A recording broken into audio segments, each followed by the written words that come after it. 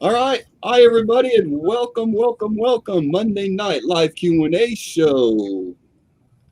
We got some stuff to talk about tonight, some coins to go through, some information to pass on to you all. So welcome to our show. I see we got Farm Dog and Brian and Wanda in here, and Kevin and James. Someone posted in there under the live Q&A. So welcome live Q&A mods. Randy is here. Beverly is here. Welcome everybody. I hope your week has been pleasant and educational for you. And we are here. So let's just go through the panel. And we'll do a quick introduction of each other, and then we'll proceed on to what we have planned for y'all. You okay, Sean? Yeah. Sorry, I had a mild stroke for a second. Okay, let's continue. Would you like to start us off tonight with introductions? Sure. All right, good evening, everyone. I'm Sean. You guys know me as Blue Ridge Silverhound on the old tube device. Thanks, everyone, for showing up this evening. We are back on track to talk coins and all that other great stuff. Let's see. I am actually going through a bunch of wheat cents out of all things. It's kind of like my go-to thing right now. And all that great stuff. So yeah, let the good times roll. All right. Carl, looks like Jeff is still trying to finish up something, so I'll leave him alone for a second. Thanks. Yeah, I'm just trying to get some of our pictures loaded. Hello, everybody. I'm Jeff Stanley. Jeff Stanley Coins and Octane. I'll cover you, Jeff. Funny. My name is Carl, also known as CMUS Omaha. I'll give you 3 guesses of where I'm from, but the first 2 guesses don't count.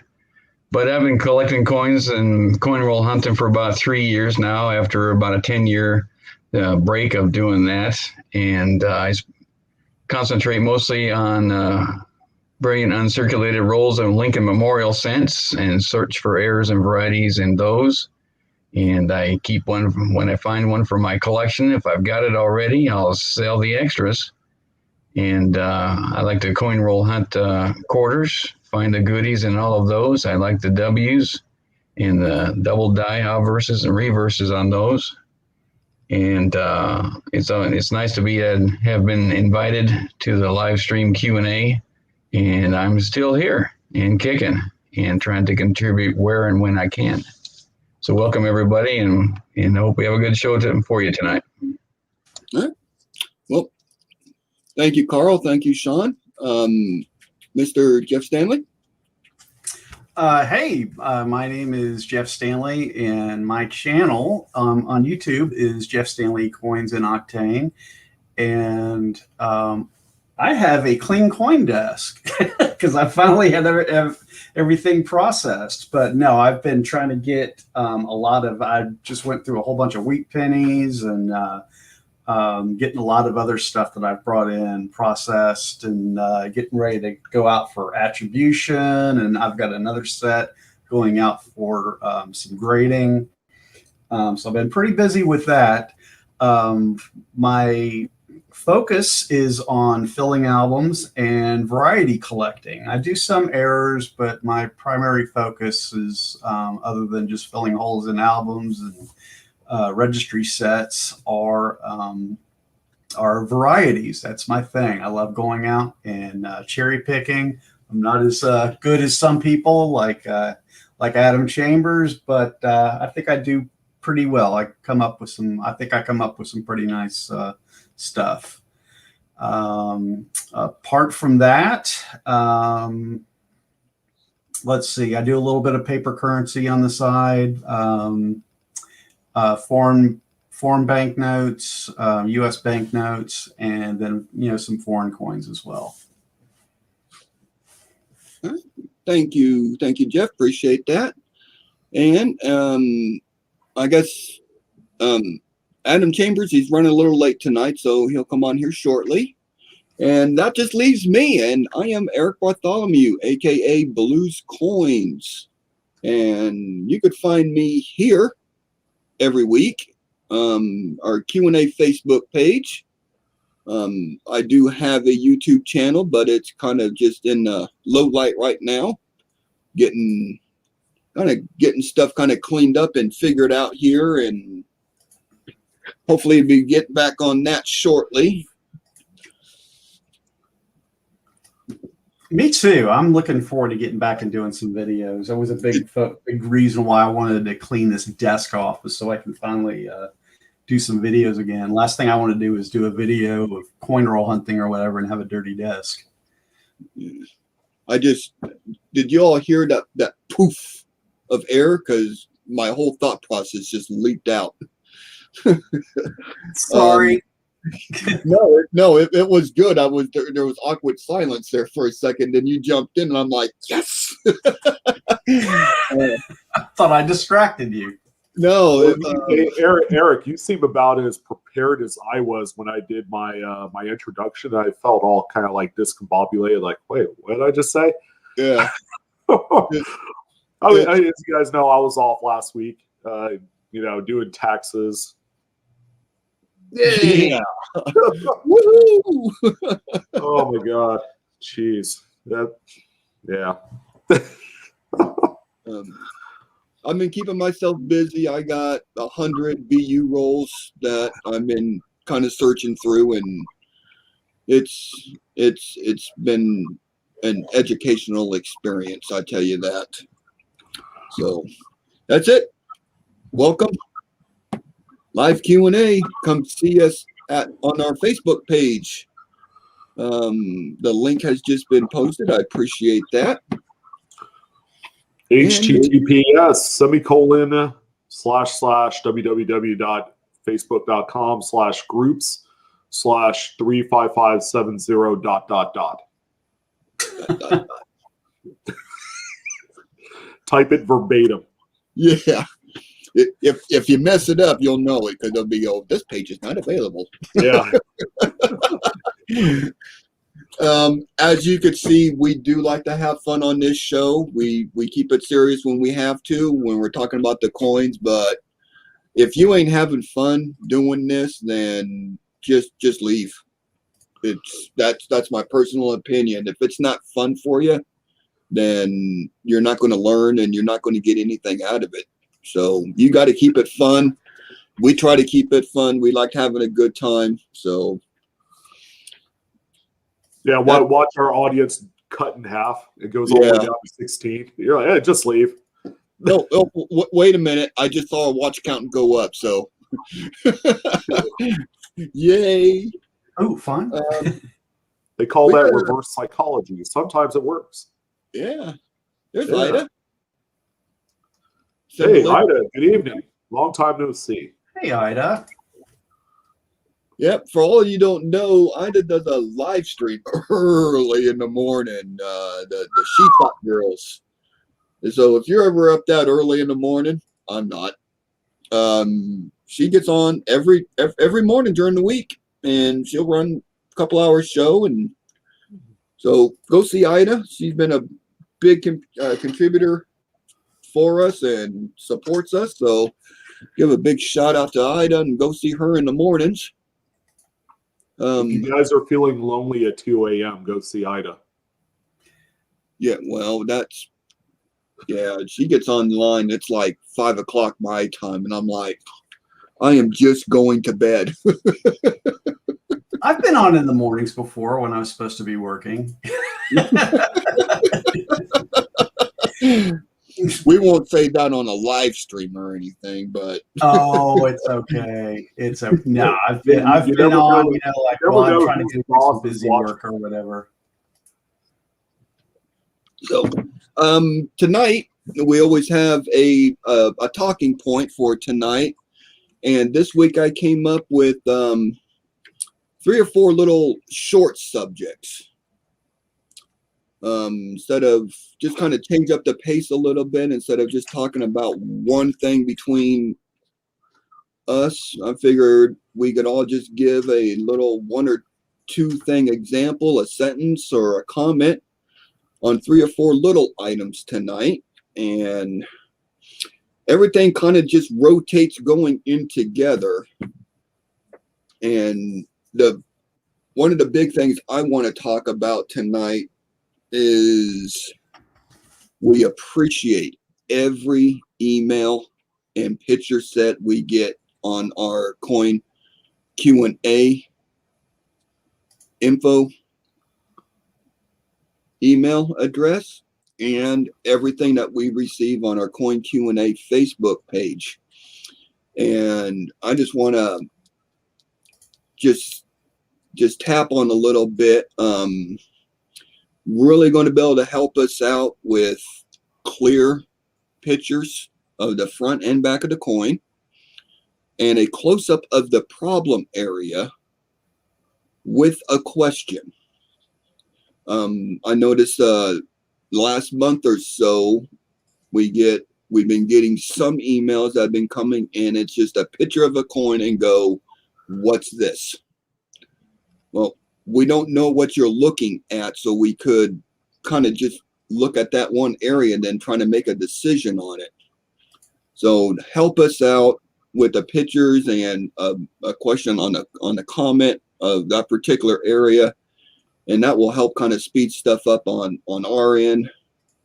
We get, some of y'all don't realize this, but we get hundreds of emails a week. So we try to get through every one of them. And we got a good staff that we get together and we go through emails and we talk about them, and we make sure we're providing the correct information and providing links and stuff like that. But that will really help us out a lot, having good, clear pictures and a question and what you're looking at on the coin, so we can kind of focus on that. Then we can look at the rest of the coin to determine if what you're seeing is actually correct or incorrect, or what we're seeing. And so that will help us out a whole bunch. When we request pictures of the entire coin, obverse and reverse, that might not make much sense. But a lot of the times attributing an error or variety to a particular cataloged attribution or error, that the die markers on the rest of the coin, rather than just the area of interest where the doubling is, the rest of the coin can give hints to which particular variety it is. And if someone sends in photos of the whole coin, we don't want satellite pictures of the coin. They need to be cropped and rotated, north, south, east, and west. So we're looking at the coin straight on, and that the edges of the coin are cropped, or it's cropped to the edges of the coin. A photo taken 12 inches away, we can't see the detail. If you cannot see what you want us to see in the pictures that you're submitting, we're not going to be able to see it either. And we don't want to have to try to guess what you're seeing. So the question has to be specific with, I see doubling here. I see a mark over on this part of the coin. In addition to those photos of the entire coin, close-ups of the problem area or in area of interest are just as important. Yeah, that's a good one. If the area of interest is in a shadow or dark area, we're not going to be able to see what you see when you look at the coin that you have in your hand through your loop. So try to judge, put yourself in our shoes and say, are they going to be able to see what I'm showing them? And if not, try something else.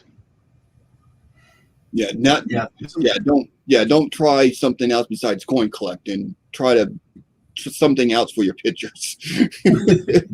Yeah, sometimes what I find is the trick with photography, particularly on coins, is lighting.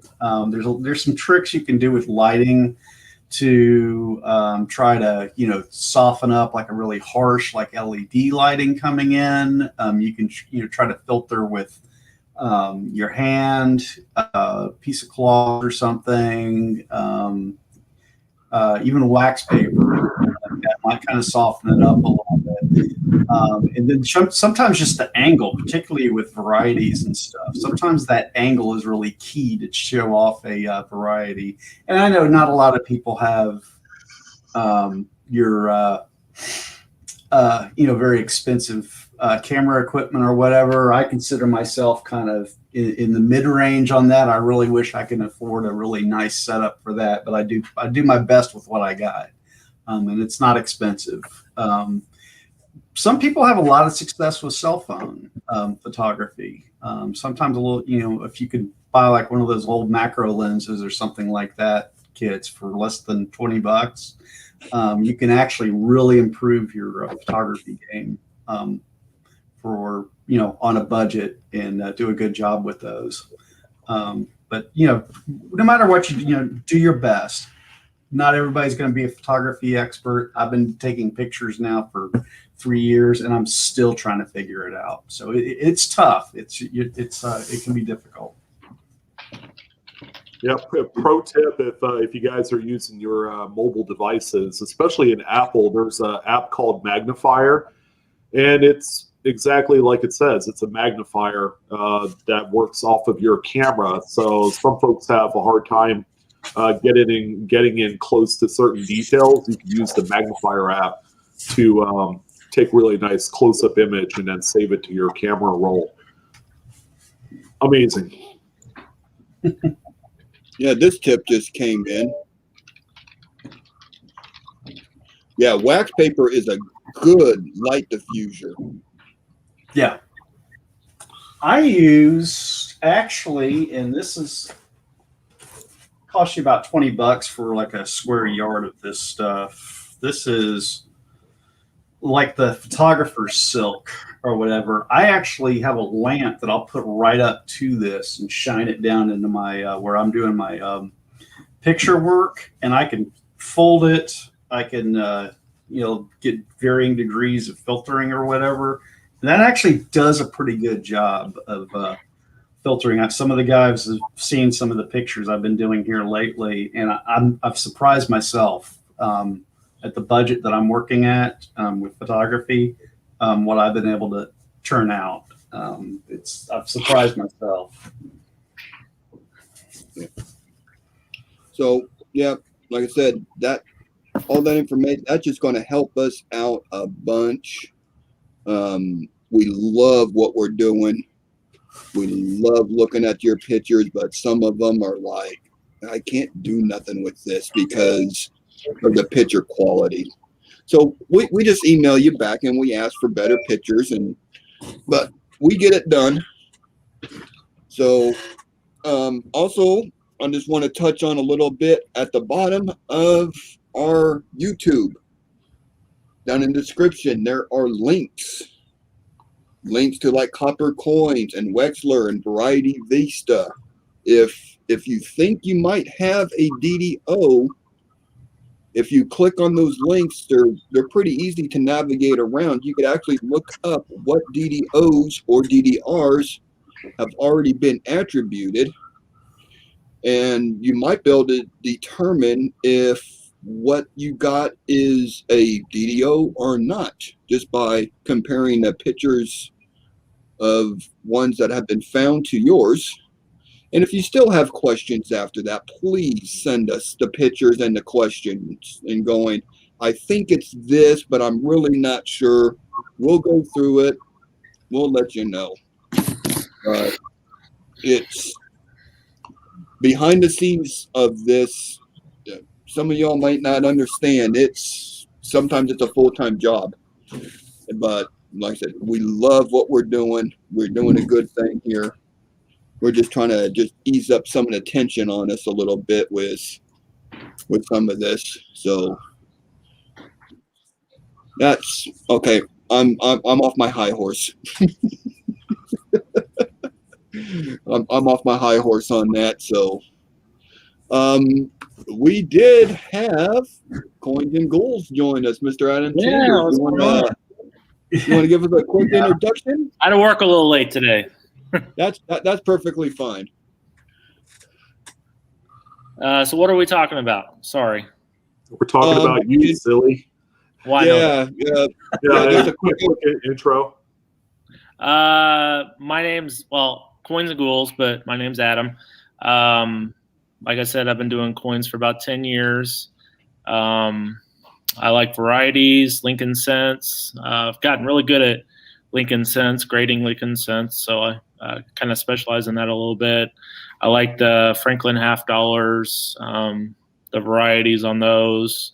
I like to cherry pick eBay when I can, when the pictures permit, and they're good enough that I can actually cherry pick off of them. So, yep. I do got to say, you did miss one. What's that? What's that one? That's a 57 proof FS 801. Ooh, okay, all right. Hey, look. I basically got for melt value. Way to fish in Adam's pond. Huh? Yeah. He's fishing in your pond, Adam. Eat out. Well, Shay was doing that last week. I said, you better stop that. Yep. It's a little thing between us members to try to grab everyone else's coins that they collect first. I did go out and look a little bit myself, and I tell you what, pick for those Bugs Bunnies on the Ben Franklin's. The pictures are key. Yes, those. You got to have good pictures.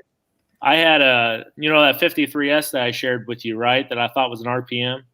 Yeah. Nope. No. The pictures looked like it was, but nope. When I got it wasn't that. So I've been fooled before. That's why I always leave a cushion on when I'm buying like that to make sure I've got I fall within a decent price range. Exactly. You could just that way you could resell it if it's not much, So yep. Hey, Wanda, Shay is okay. He just needs a wellness day. So that's today. Yep. Sorry. Yeah. Sorry, Shay. Yeah.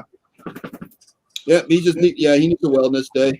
Yeah, I've been packing up, getting ready to go to the show Wednesday it's at the Bellagio in Las Vegas. So I'm leaving town tomorrow.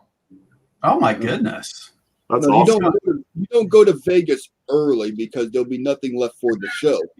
That's why I'm going in tomorrow night, and then check in tomorrow night, and then Wednesday I'll go to the show, and I think I'm going to buy everything on Wednesday, and then Thursday I'm going to take everything and submit it.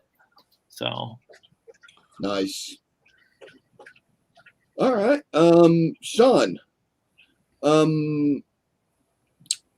The next thing I want to touch on real quick here is we've been having questions, and there seems to be some confusion with our new collectors and even some of the veterans about the attribution and grading and the difference of it.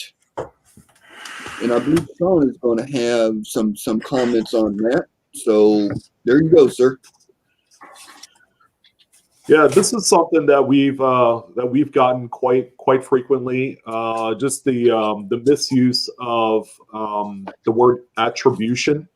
We have a lot of folks who are relatively new into the hobby that are asking whether or not they should get their coin attributed by PCGS or NGC. Well, there is a difference between grading and attribution. They're completely two different things. You send coins to PCGS or NGC to get graded. Attribution means you're trying to identify maybe an error or variety or something thereof. Even attribution can be simply, what is this coin? You know, being able to attribute that this is a, for example, 1912S Liberty nickel, you know, is that. So just being able to identify a date, a series type, design, all that great stuff can be attributing as well. For the more advanced people, attributing is simply trying to identify what variety it is. So whether it's an RPM, a double die, a transitional, things of that nature, attributing to its deeper core is also identifying the actual attribution number or catalog number for that variety or error.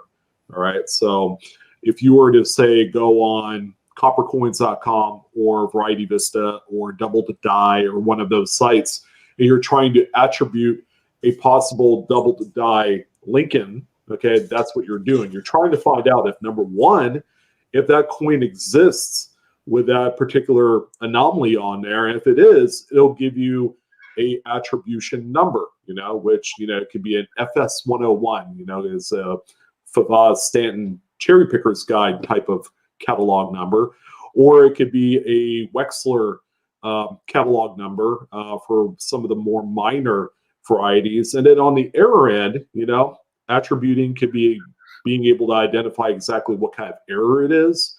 There are certain errors like CUDs and misaligned dies or die clashes, that sort of thing, that are already attributed by its own catalog number on sites like CUDs on Coins or Mad Die Clashes. So that's what attributing is you're trying to identify exactly the coin that you have. If it's a variety or error, you're trying to find out whether or not it is already classified as something that's cataloged in the system. Now, once you've identified that, now you can send it off to the graders. They'll grade it with a simple grading scale that goes from poor 1 all the way up to mid-state 70, which is the perfect grade. And then you could elect to pay them extra money to have the coin designated, is what I call it, with that variety on there. Now, they won't put every variety that's logged on Wexler's site or Copper Coins. They all have to be the Cherry Picker's Guide type. So you do have to pay extra for that. It's not called attributing when you send it to the graders, but it's designating on the actual slab label what variety it is. Hopefully that helps. I know that usually trips up some folks and people cross-use the terminology of attribution. So there you go. Anybody have questions on that? Mm-hmm. And if you have a new variety, by the way, you can send it off to guys like Wexler and Dr. Wiles for attribution. So you get your own catalog number for that specific double die or that RPM that's never been discovered before, and you can get your name onto it. And there you go.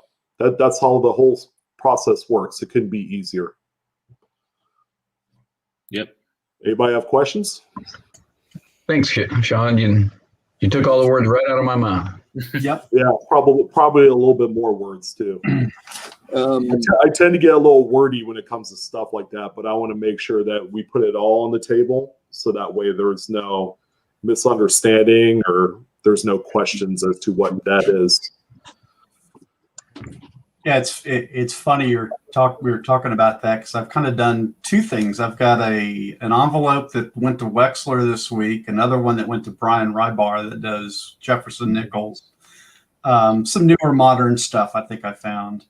And then I'm also got a pack going to Annex on some of my discovery pieces where, you know, I hope I can get my my catalog numbers put on those pieces. I think Wexler might be a little behind because I've been waiting on a package from him for about a month and a half now. So yeah, he tends to he's swamped, I think, right now.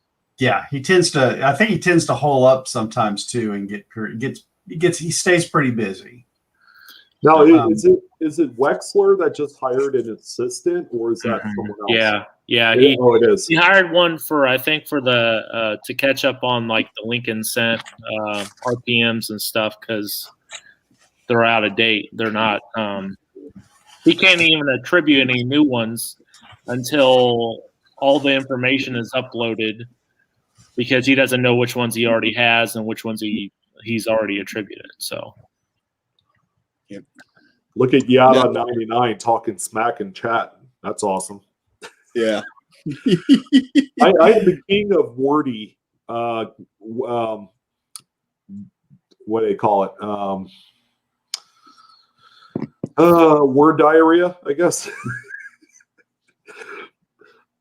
Like you talk too much, before the brain could kind of like get it all together. Yeah, that's me. Scott, NGC, they will attribute something if it's in their system, but there's an extra fee to that. If you're able to say this is an RPM or a DDO that's going to save you, what is it, $10? If you provide the information, but if they have to look it up, they're going to charge you for that. Well, okay, NGC, they use what is called Variety Plus, and that is for the varieties, and you pay the extra fee for the variety to be put on the slab. But if it's not one that they attribute, you're more likely going to get your coin back, and it's going to say, we don't recognize this variety. Possibly if it's like a mint error, as long as it's recognizable, then they'll attribute that on the label. You have to pay the same fee as the variety to have that attributed. Now, if you do PCGS on a mint error, you're going to pay $65 for a mint error attribution for the PCGS. So you got to keep that in mind. If you're sending your coin in for mint error, you'd be better off sending it to Annex or NGC. Yeah, don't send your die cracks to PCGS and expect them to put die cracks. No, if you have something major, it'd be beneficial to send it to PCGS because it'll probably sell for some more money, and you sell it probably a lot quicker too. So, just a thought. Yeah. My personal take is, I'd say definitely look it up. Make sure they'll actually attribute that on the slab if it's something that they'll do before you send it in. Minor stuff, class 8 double dies on shield sense and stuff like that, they might not do. No.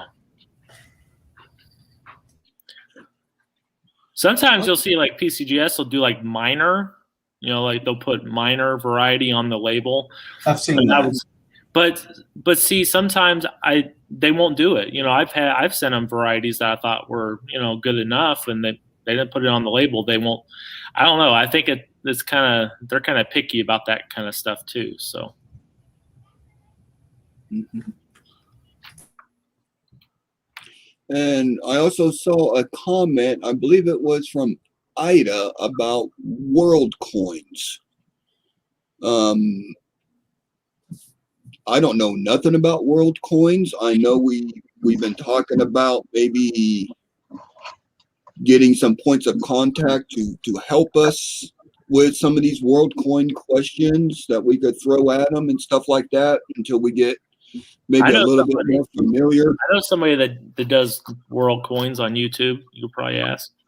Yeah. So, Treasure Town, I think that's his name. He does all kinds of world coins stuff. Yeah, I know you're a guy for Canadian, so I mean, I know that doesn't help a whole lot, but yeah, there are certain specialists for certain countries, some of which are not, who don't reside in the USA. Go figure. Yeah, but oftentimes they're going to have to search them out.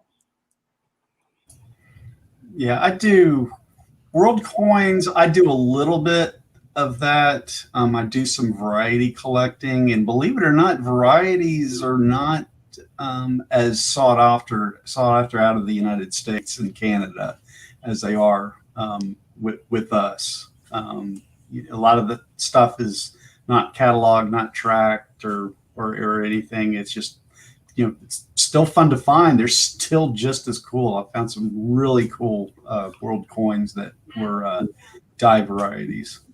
I have one of the largest world coin collections. I keep them scattered throughout the country in the coin return of all the Coinstar machines. Yeah. If you find them, those are mine. I actually had a friend that worked at a bank, and they would have the rejects from the coin counting machines, and he would have bags of them, just bags of them, world coins. Mm-hmm. Probably a bunch of euros, huh? Yeah. That always seems to be the most common. NGC actually has a pretty big variety plus list also for world coins too, so anybody should check that out also. They do. And that is there's a link in that in our description on the bottom of this YouTube. Miss Ida, she put in there is to if you do have any questions, if it's an error variety or something new, send us a pic. We'll go through it. We actually have private databases that we've been collecting through our coin collecting adventures, and we might be able to shed some light on the information and maybe give you suggestions that, yeah, this would be a good one to send to Annex, or this would be a good one to send to NGCS or NGC. Actually, something else with world coins that sorry to interrupt, Eric. Ken Potter has he's got a couple Facebook pages, but one of his is directly dealing with world coins, and he pulls out some really cool stuff out of his own collection or stuff that he's photographed before. So that might not be a bad page to become familiar with, is to go out and join that page and take a look at what he shows. Hey Jeff, did you see the news about from the Mint? I shared that with Ron earlier. What'd they screw up now? Oh no. The retail experience for the regular Joe Schmo. That's what they did. Yeah. They're pretty much, the little guy is not going to be happy. Yeah. That's wonderful news. Great. That might be good. That might be a good article to read when I'm not on the live stream. So y'all don't hear me cussing and swearing and getting upset over something. Now, Adam, is that on the press release page on the US Mint website? Or I believe I saw it on a Facebook page, and they said that's where it was at. It was under the news section, I guess, of the Mint. What is the gist of the news, Adam? What's the gist of it? Pretty much, they're going to allow early access to all the Mint releases to the big dealers. Oh. Yeah. And so that they get to come in and swoop up all the coins before the little guy gets even access to the website to buy them. That's wonderful news. Yeah. Completely contrary to what they should be doing. Yeah, and Blue Ridge was probably right. They're probably doing it because they don't want to upgrade the servers. They don't want to deal with all the internet stuff. So they'd rather just, we'll just release them early to the dealers, and then they can't release. They have an agreement though that the dealer can't sell them until the release date from the Mint. So, but they're going to have early access to all the new stuff before the little guy gets it. Us, the regular Joe Schmo collector. So, it sucks because you can only imagine, they'd all be gone probably by the time they release them. Yeah. Mm-hmm. Well, to make matters worse, and to kind of piggyback on what Adam's saying, we're going to see something very similar to what the Royal Canadian Mint is doing with their business contract with Modern Coin Mart. So I am going to enlarge my layout here. So I bought this coin right here, and what it is, I just got it in the other day. It's a brand new 2021 Winnipeg.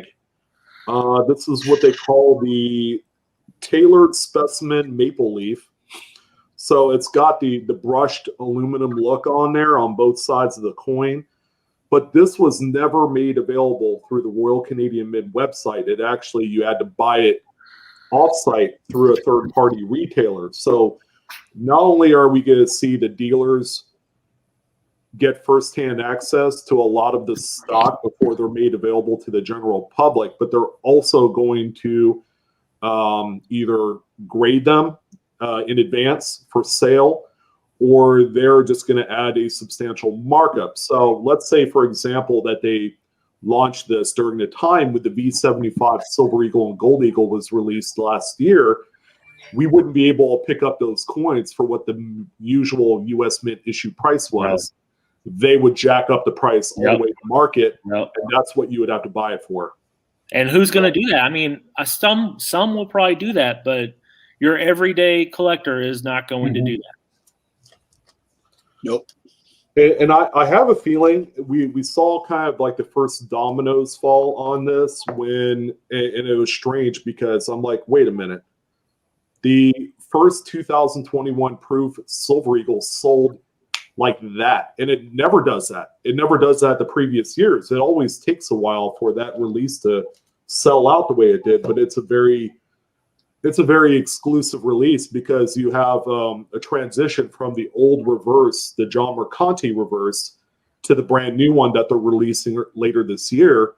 And with all that hype and demand for the outgoing design, the coin had sold like instantaneously. I'm like, wait, that's like 350,000 pieces. Where did it all go?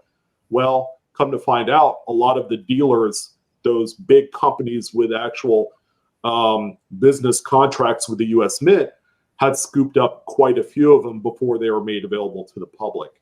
So there was something that they had already integrated probably the last few months since the beginning of the year, and now we're seeing a byproduct of that now. So great news. I mean, good luck on the piece and the Morgan dollar coming up. Exactly. Yeah. I have no doubt that there will be some available on the day of the sale, but it's going to be hard to get. Yeah, they're going to go quick. I mean, they'll probably be gone before you can even log in. Bye. Sorry, no more. Yeah. They're sick, and you know what's ironic about the whole thing? I don't know if you guys remembered, after the V75 release last year, everybody was having issues on the website. So they had sent out its survey on Facebook, I think, about how their experience was on that particular sale, and it was just everybody was upset about it because they got ate up. Yeah, well, and imagine it's going to be like that now. People are going to be screaming at the Mint. Well, you know, they're going to be just as angry at them as before. Yeah, it doesn't matter. The difference making aspect of this, Adam, is that they don't have to deal with the website issues as often and as much, and they're still going to sell all the units. They don't care about. They don't care how it's all sold at the end. It's all about how many, you know. As long as they sell them, they don't care, you know? Yeah. If anybody is interested in getting on that contracting list so you get first shot at these big bulk orders, do a little reading up on that. It is amazing. The deposit and the escrow accounts you got to have set up with the Mint to do all this. Mm-hmm. And yeah, and you're stuck with if it's like any other contract that you get into, you are fiscally responsible for spending X amount of dollars. So it's not like you sign up a business contract with the U.S. Mint and say, oh yeah, I'm only going to order a couple coins throughout the year. No, you have to obligate yourself to like $500,000 and spend $2 million. I mean, it's a very substantial amount of money.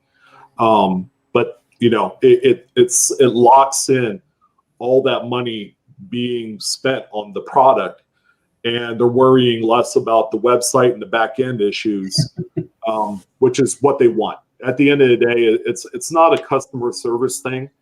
It's just, let's just move all the units and follow a model that the Royal Canadian Mint and a few of the other worldwide mints are doing, is just have everything funneled through all of the dealers and the specialized, you know, whoever. Yep. So it's quite disappointing in my estimation. It's going to hurt us guys Yeah. because now if we need that coin, we're going to have to pay a big premium on it. Yeah. Yeah, I think it'll affect all the exclusive low mintage stuff, but when it comes to like regular proof sets, that's something you can always buy from there. But that's a mint to demand, I guess. So as long as they continuously sell, they'll keep producing it, and the mint sets and silver proof sets and all that will go into the next year. So it's pretty much available for like 2 years or 18 months or whatever it is. But when you get like the super exclusive, very collectible stuff that people want to buy and then flip, or grade and then flip, yeah, that's you're going to see that disappear real quick with this new announcement that they made. Well, And what was that? thank you, Adam, for bringing light to this because it's important. Yeah. I saw that today. I'm just like, oh my God, It was that gold coin that was limited to 14 or 1,943 pieces because it was the V75. Yeah. We're not going to have a chance on getting that. We're not going to be able to buy for 1,400. We're going to have to buy from these big sellers for $9,000 because that will be the market price for it. So it's going to be a pain, but there's some wonderful information for us small guys. US Mint, look at press releases. NGC, PCGS, look at their press releases. They come out with this information. We catch up on it. We try to stay within the loop of stuff. So make sure you go check them out and check out those press releases. A lot of good information on that and what they're planning and what they're doing. So, well, my take on it is the classic coins, they never go out of style. exactly. You know, now prices are going up. You know, I was shopping for some wheat cent rolls, OBW rolls, and boy, they are, they're expensive. Yep. They're going up. Prices are going up on all kinds of stuff. Rolls, you'll find some rolls. I mean, they're just selling out quick. Mm-hmm. Yeah, I did notice that, and it's been a gradual push for some of the original rolls and things of that nature. I would say for the last like 3 to 4 months since the holidays. I'm like, what in the world is going on? Yeah. Like, you know, this came out of nowhere. Like, why did the 1972 S roll sell for $30? Yeah, I saw your your pocket change market report on that. That's crazy. Yeah, there were some crazy dates that sold for probably the most undeserving money, like 75 Lincoln cent rolls for $15-$20. I'm like, come on. That's why it's still nice to go to Chuck's auctions because you can still get them for a decent price, you know, usually. Yeah. Yep. Yeah.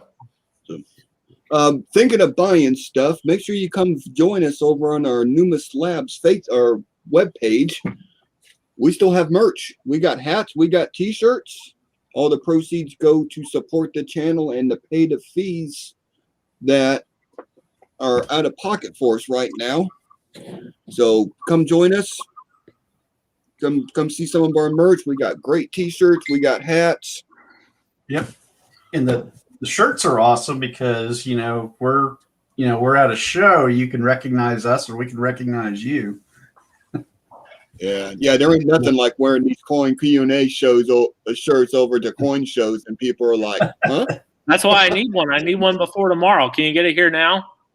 The last show I went to, even which FedEx overnights 3 days. The last show I went to, which was the Atlanta A&A show, I had a couple of my channel stickers on my bag that I had, and I ran into a couple people that watched. So that was fun. If you got a layover in Oklahoma, I could wash this one and run it down to the airport for you. I don't know if it'll fit me. It's extra large. Oh, it's a little big on me. Nope. It'd be like a wetsuit, huh? Yeah, it'd be All the right. same on me too. How about we jump into some Let's do that. emails? Let's see what we got in store tonight. Oops, wrong one. Oh. Let me get my bearings here. Got second string with the pictures tonight, so I'm going to do my best. Yep. Jeff's handling all the photos and stuff tonight, so appreciate that, sir. Yeah, Jeff, you're fine, man. You're high octane. So thank you for doing this for us.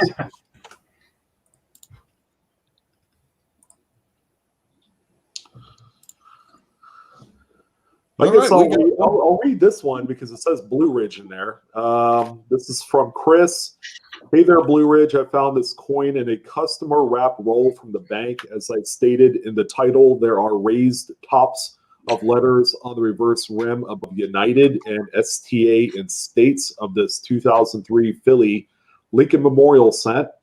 The second to last picture shows how they catch the light, showing that they are raised and not indentations. I'm pretty sure I saw a coin like this in a video of yours, but I'm not sure which one it was or if it was one of your videos. At any rate, what is this called? Oop. Sorry. I hope the pictures are good enough for you to see what I'm seeing. Thanks, man. You're the best. No, you're the best, Chris.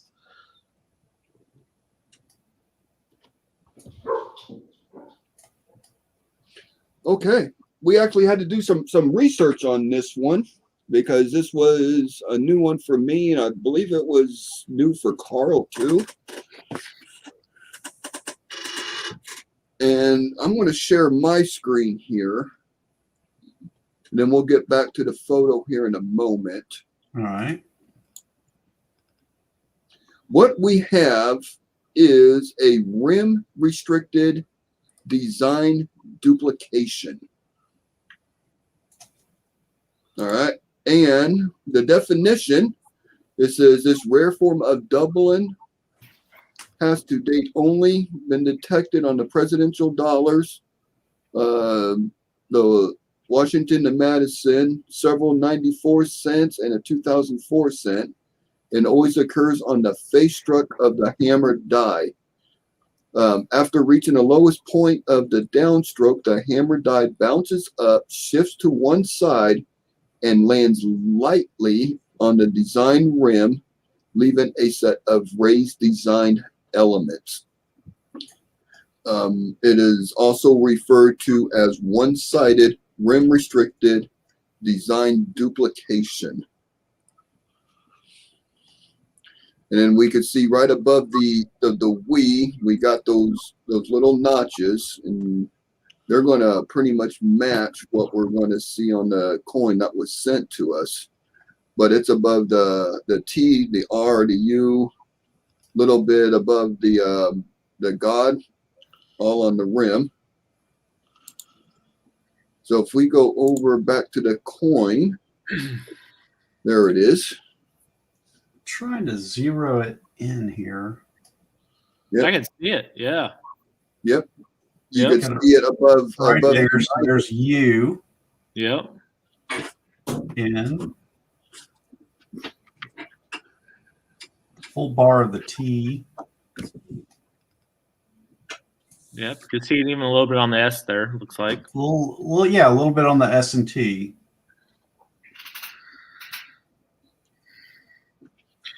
Oh yeah.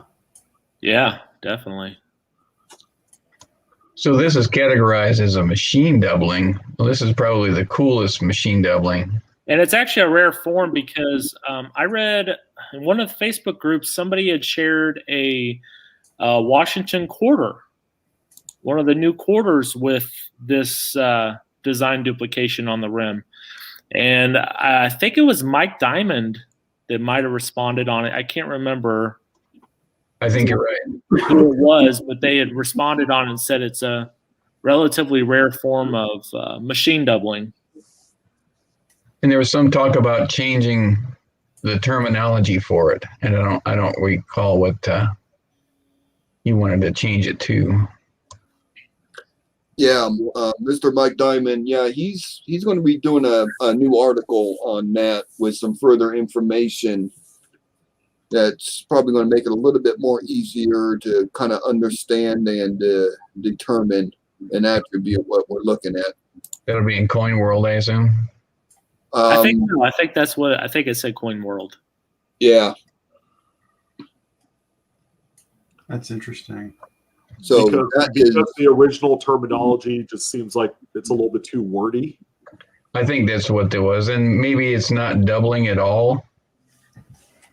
I think was the issue, but how can you get away from that? Still really cool. I'd definitely keep it. Yeah, that definitely goes in a flip and Exactly. gets a name for it and kind of goes in the old Air collection. there is a link. Night collection. There is a link to that article I just read. It's in our chat. And if you all are not using errorref.com, Awesome. you need to spend some time on that. They have a search box. You can put in there what you think it is, and it will bring up a list of stuff that kind of matches that. Then you can just go through it. You can read about stuff, and that's just going to help you further along in your coin collecting career. Every time I search on ErrorRef, the search results come back as MD. I'm kidding. But wouldn't that make you mad? It's like Facebook.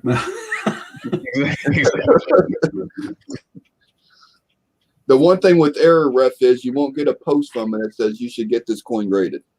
No. Yeah, actually, their search engine is actually pretty darn good. I mean, you can kind of guess and describe what you're seeing, and you get in the ballpark of what you should be looking at.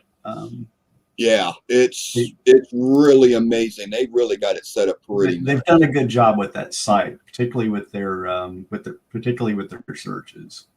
I'll be looking at the rims a lot closer from here on out, not just for rim cuts, but any little mark I see, I'm going to be trying to look for one of these. I wish I had $1 for every time I've been since I joined the panel, and every time I see something and I'm writing a note down of this is going to be something I need to start looking more at. Yeah. Or now You I have mentioned and Mike Diamond's going to be doing an article for this. Yeah. You see his name right there. He's a senior editor and author for the ErrorRef site. So he does a lot of research. He makes sure he tries to get the information out there correctly, and a lot of it in layman's terms, so we kind of understand what he's talking about. But like I said, right above errorref.com, there's going to be a little search box, and you put in there what you think you're seeing, and then hit the enter button, and it's going to bring up a list of stuff that's just going to blow your mind. You'll be like, oh my goodness. A lot of good information, a lot of good reading in that. Yeah. All right. Ready to move on to the next set? Who sent that coin in? Chris. Thank you, Chris. That was a mind-blowing experience. I got to dabble in some stuff I didn't know about, so Something new.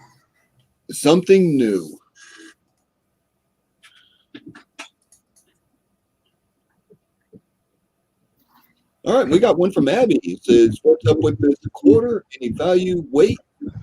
2.6 grams. That's kind of light.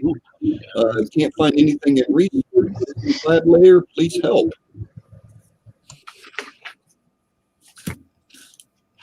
Whoa. Ooh, that's Like dime for this. Wait till you see the comparison. That's almost a one-dimensional thing, like in Star Trek. I love this. This is a good example of the type of picture you want to send along for stuff like this, is where you've got a comparison of what you're seeing compared to, something that's normal.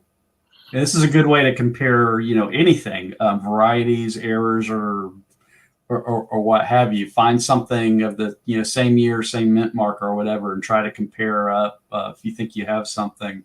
And if it looks different, it might very well be something new, or something we need to pay attention to. Yeah, just so I mentioned that it's kind of lightweight. The weight of a quarter is supposed to be 5.6 grams, give or take, for tolerance. So when it came back as a 2.6, that is an eye opener right there. Would it be possible that it struck on dime thickness? No, because you wouldn't see any of the outer edges of the wording of the coin. Okay. I don't think that's what he means. Like Well, dime. Like it would be marked if it out was- and flat. if it was stuck on a dime stock, it Yeah, would that's be what I'm the asking. correct diameter, but not the thickness. I can't remember what date it was, but I know a batch of dime thickness stock got in with the quarter stock, Mm-hmm. but I cannot remember what year that happened at. That was 71. That was the 71. Yeah, because you had the quarters that were struck on dime stock, and at the same time, you also had the half dollars that were struck on quarter stock. Same year. Yeah. Is there any chemical reduction on this, like an acid thing, or would that be evident on the rim if such a thing was going on? Something that ate away the thickness in an equal manner all around. If it was going to eat away the thickness around the whole coin, it would also wash away the details of the coin. Yeah. I thought it would wash away the details in an equal manner. Yeah, that's what I thought too. Anything acid dip, we'll still have the devices on there, only it's going to be softer and maybe a little bit more pebbly. Could this be like a science project coin from a school?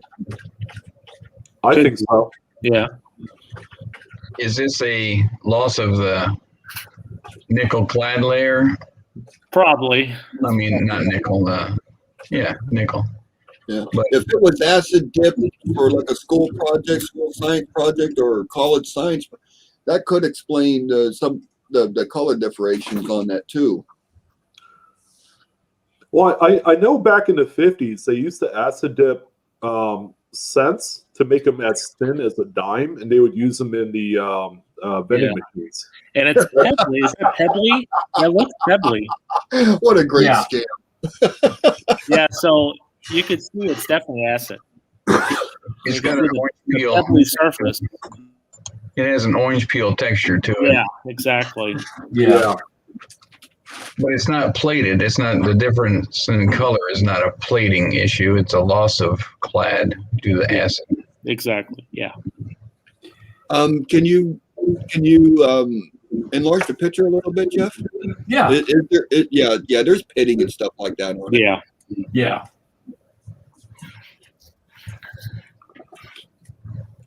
That's a nice little keepsake coming across an acid dip. Yeah, you can see where some of the details are shallowed out. And it's So, not yeah. exactly a copper color either, to where any chemicals could have altered the color of the copper. It's not coppery looking.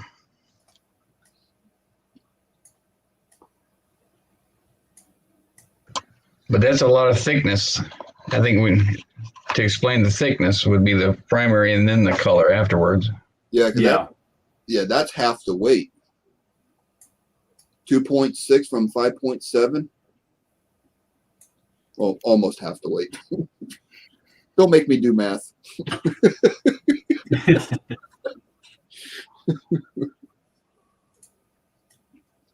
Very nice coin. Love It's coming to interesting. stuff like this. It really makes you think about the process. And then you just take it from step to step to step until you figure out what's going on with it.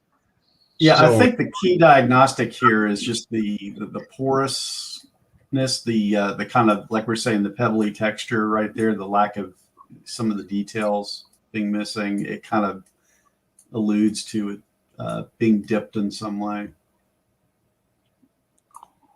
I was looking for any tool marks that something would have been holding the coin in the solution, but they threw it in there and pulled it out with a glove or something. Yeah, a coin will look like this if you put it in that was it Tarnex, the silver stuff to get rid of toning. It'll eat away at a coin like this that same rate. Ooh. Wow. You leave it in there long enough, it's really going to do its job. Comment in the chat said it could have been in the ground with another coin on top where the eagle is. The other coin would protect that area.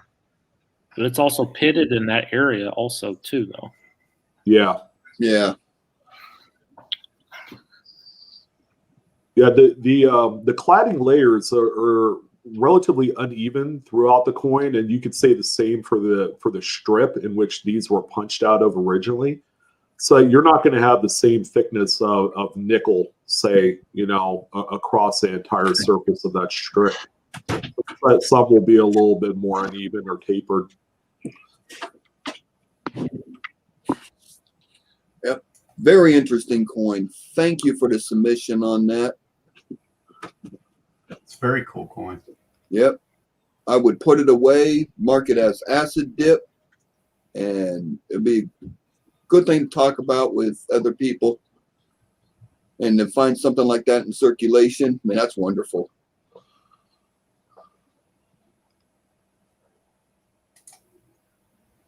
All right, let's move on to.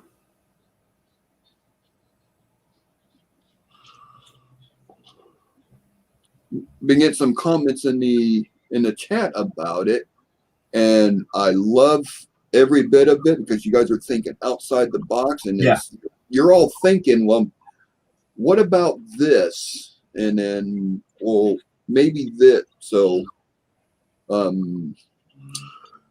some of our well-educated people in the chat, thank you for commenting on those for us as we're going through and doing our own little diagnostics.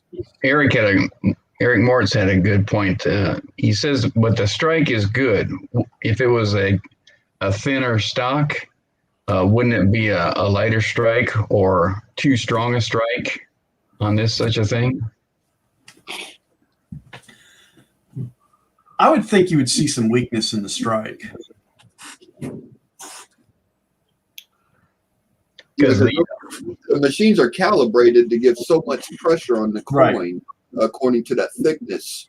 And if that thickness is less than what the machine is calibrated to, then it wouldn't have it'll have like a mushy strike. It wouldn't be as deep or fine detailed. Let me go back to it. So that shies away from the dime stock thing on this one because the strike is good. It's decent. At least it was. Yeah, I would say it had a full strike before whatever post-mint damage happened to it. You still have breast feathers that are very evident. You don't have a lot of the weakness that you see in the wings or even down here on the claws of the arrows that you see when it's a weak strike in a Washington quarter. Now the portrait, that's before they redesigned it in the 90s. That's always been a little bit on the weak side anyways. It'd be a little more funny if this was like a 1969 quarter and it was from the acid era of the hippie seasons back then. 69 quarter on acid.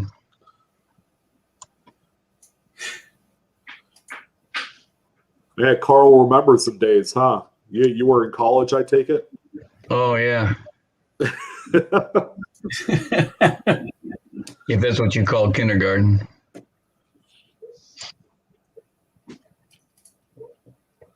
All right. I'll read this one since this is mine. I don't submit often, but I thought this coin was interesting enough that I wanted to show it. And we were talking about world coins a little earlier. So, why not? Let's go ahead and throw a world coin into the mix.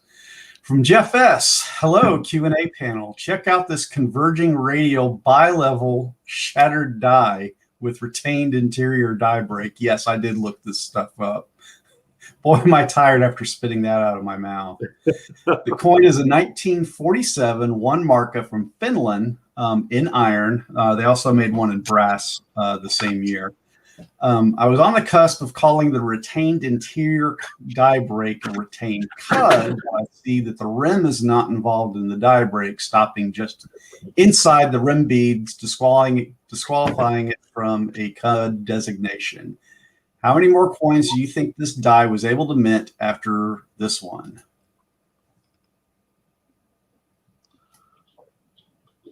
Huh. It's hardly noticeable. Yeah. It's got this funkiness. But yeah, here's the break up close. It's a lion holding a sword and it goes right into his mouth. Got another break there.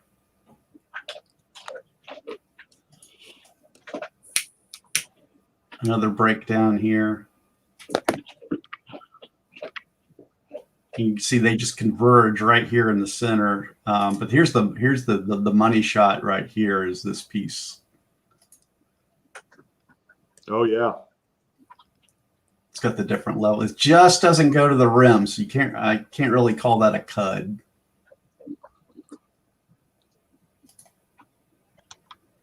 Shattered die, though,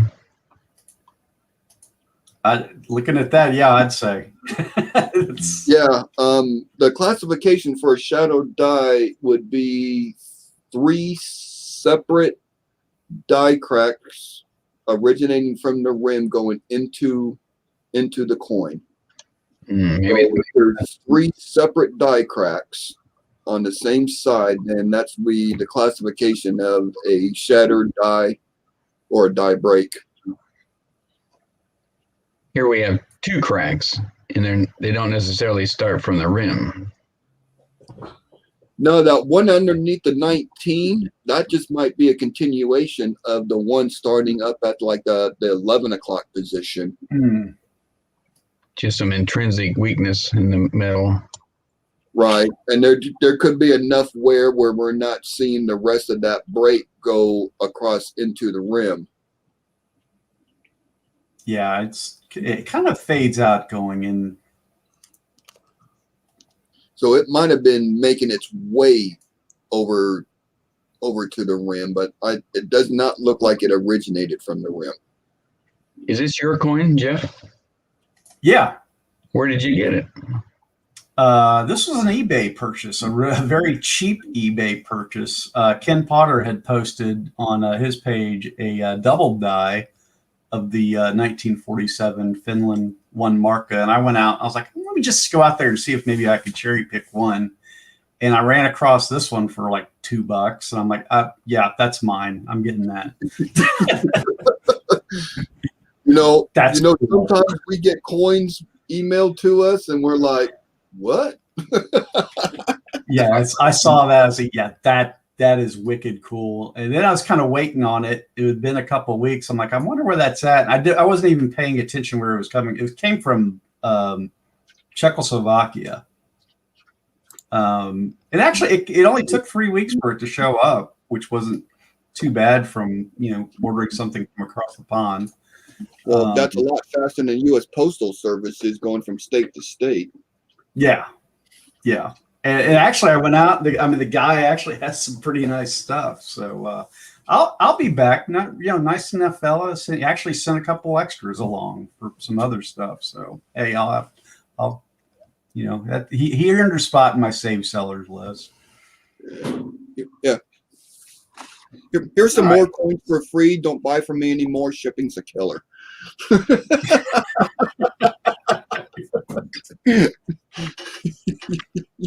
He did charge like $1 for shipping, which I guess, it's not too bad. It was kind of white enveloped. Are you watching the precious metal markets on this? On this? Yeah. What, iron? Iron. Yeah. Yeah. Keep an eye on what scrap prices are going nowadays. Yeah. It's like $9.50 a ton. I can always run it down to the scrap yard, right? Yeah. Sell at 15 a ton. Yep. Very nice coin. Great pickup. Oh, thank you. All right, we got one from Kevin. Is this a DDO or hub doubling? I see notches, but also not sure if this would get cameo or not. I'm assuming he's talking about a $50. It sounds like he's talking about proof. I don't know. He's talking about two different things, I guess. I was way off. I was off by 49 cents.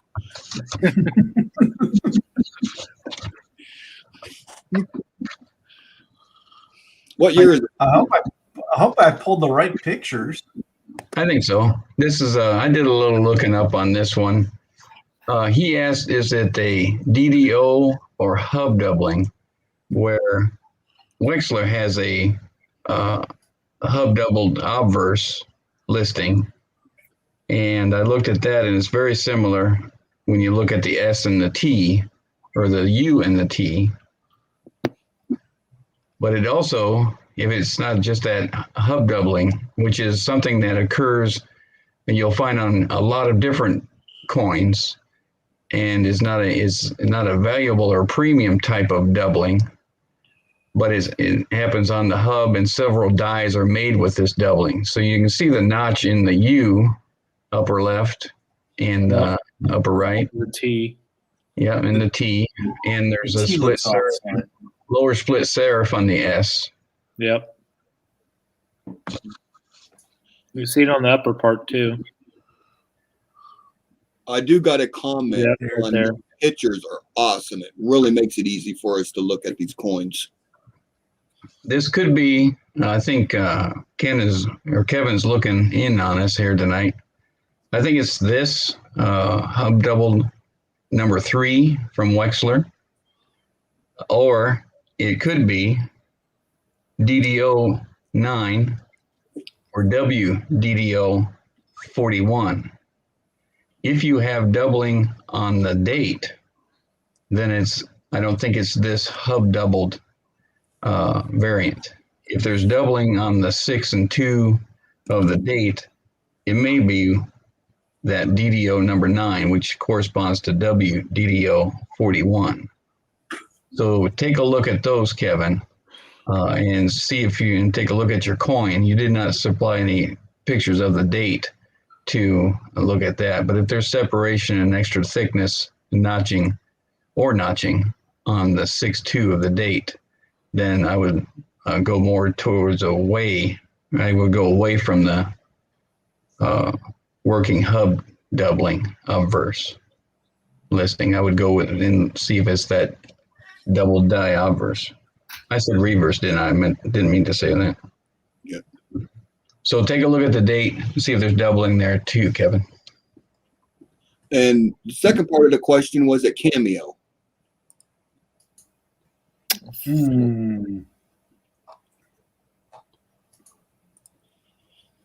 Maybe. With my experience with cameo, when you look at a coin, now this one does show some type of what word? Not Contrast. some contrast, but there's not tarnish. Toning. Thank you, Carl. With a coin that's not toned, a good cameo would be, when you look at it, it's going to be like black and white. The fields are going to be a nice, like a dark color to them, even though they're not. and then everything that's raised is going to be like a white contrast on it. That's why they consider it like a black and white. But this does have some toning on it, and I'm not experienced on determining if it's a cameo with toning or if it's just a really nice struck coin with some toning on it. I think in different or pictures in different light. If this was taken with a microscope, take it away and take it with an iPhone or something, just to get an overall picture of the coin out from underneath these LEDs, so there's not so much reflection, and we might be able to tell if there's cameo or not. My first thought is it's not, but look right there. Those letters look cameo against the field. Yeah, right. It has to be over the whole coin, and the profile is the biggest teller. PCGS Photograde, they'll have examples of cameo and non-cameo coins. Maybe you could do some eye-to-eye comparison on your coin since you got it in hand, and you might be able to figure out if it is or it. There's actually could be a coin that it's cameo on one side but not the other, but that will not give you a cameo designation. It has to be on both sides. My trick for determining cameo, I've cherry picked a few of them. I'm probably about 3 for 3 on them, sending them in and getting the designation. Is I'll take something with some black and white, a piece of white, something with a white piece of paper with some black print on it. If I can see the reflection of the letters anywhere where it should be cameo, I would say that I'm probably not looking at a cameo coin. That little trick kept me from making a mistake on the nickel that was could have been a slider or whatever. But I chose not to send it in just because I could see that print. I can't remember who told me about that before. It actually could have been a Q&A show, somebody, Ken or somebody, but that's usually the trick that I employ when I'm trying to diagnose a cameo. Yeah, that's a great tool, Jeff, especially for the folks that like to look for deep mirror proof like Morgan's, is that they'll see if they can see a reflection of, some text on a piece of paper or a newspaper coming off of the coin. Yeah. See that picture, the back of that right there, you're looking at the building and the letters, and that does show some frosting on it. So yeah. It's a hard one to distinguish on pictures. Yeah, especially with LED lighting is just, it brings up every artifact of whatever's on the surface of that coin. Whether or not it's apparent in normal natural light or not, it brings up, you could see some of the splotching or whatever in the fields there, the little black spots or whatever. I'll bet those don't show up under natural lighting. And for the nickel guys, that might be a full step. Oh yeah. Was there 14 or 16 steps? I'm just glad they don't do those on Lincoln, right? Oh my goodness, that'd be a pain. Can you imagine? I actually had a few people, because I had talked about that in one of my videos a long time ago, and someone had actually brought up, well, why don't they do full steps on the Lincoln Memorials? And I think I said something to the fact, well, that would be insanity. And I'm holding true to that statement to this day. This coin was submitted by Kevin Nonsense is Nonsense, and a beautiful coin.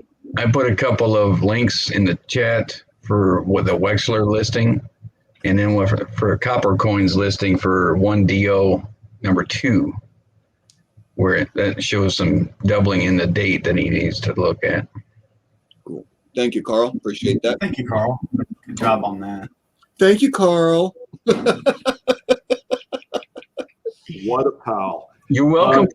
Kevin, a little word of advice.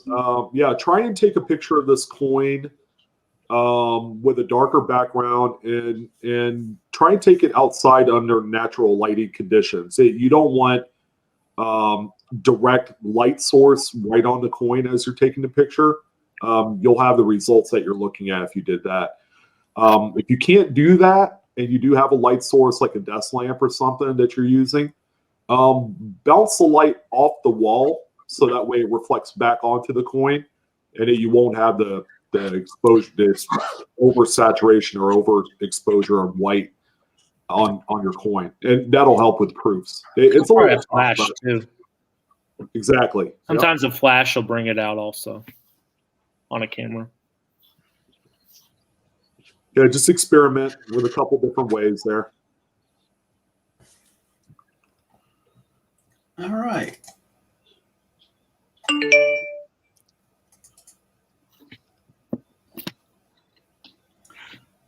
I didn't get this person's name on here. I believe this is a Kevin as well.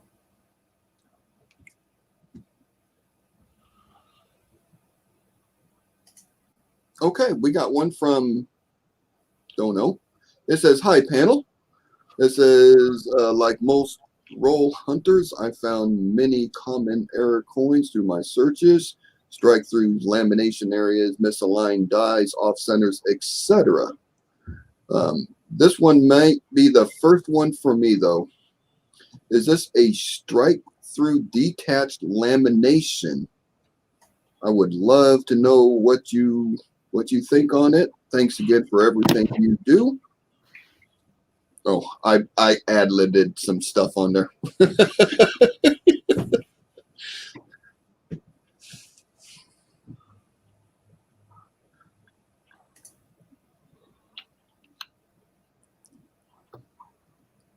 Oh, this was Brian. From Brian. I apologize, Brian. My bad.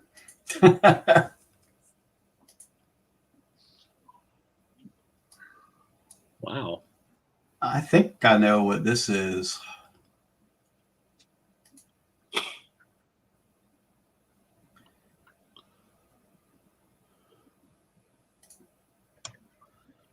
My first thought was it hit by another coin, and that's rim on the coin from another coin. Then I thought, did a collar, piece of broken collar, get mashed in and struck through a piece of broken collar? Yeah. My thought is, I wonder if it is a former mint set coin that got stuck under the crimper.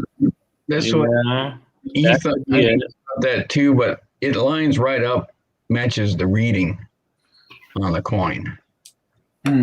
It's the right, I'm going to say fingerprint, if you want to call it, of the reading.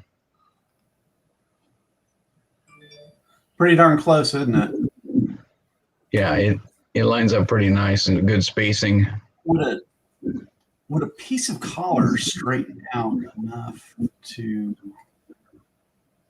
Not on this collar that made this coin, but from a previous. Yeah, that's what I'm saying. Like one from another striking chamber. Yeah, I think it's too straight. It's too straight of a line. They would straighten out as it was smashed between the dies. If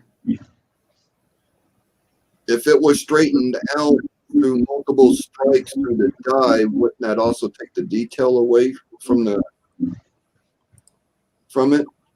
I'm still seeing a lot of detail on there. That could be it too. I think once the impression has been made in the die would keep making it like that, even after the piece of debris is gone. Does that make sense? Yeah. Are there any other pictures? Is there a reverse picture of that area? Just those. Could have somebody took another coin and set it on top and like hammered it down into the coin like that? If they did something like that, they would have to keep rolling the coin and hammering it down. Yeah, good point. Yeah, you would get some pretty good unevenness if that were the case.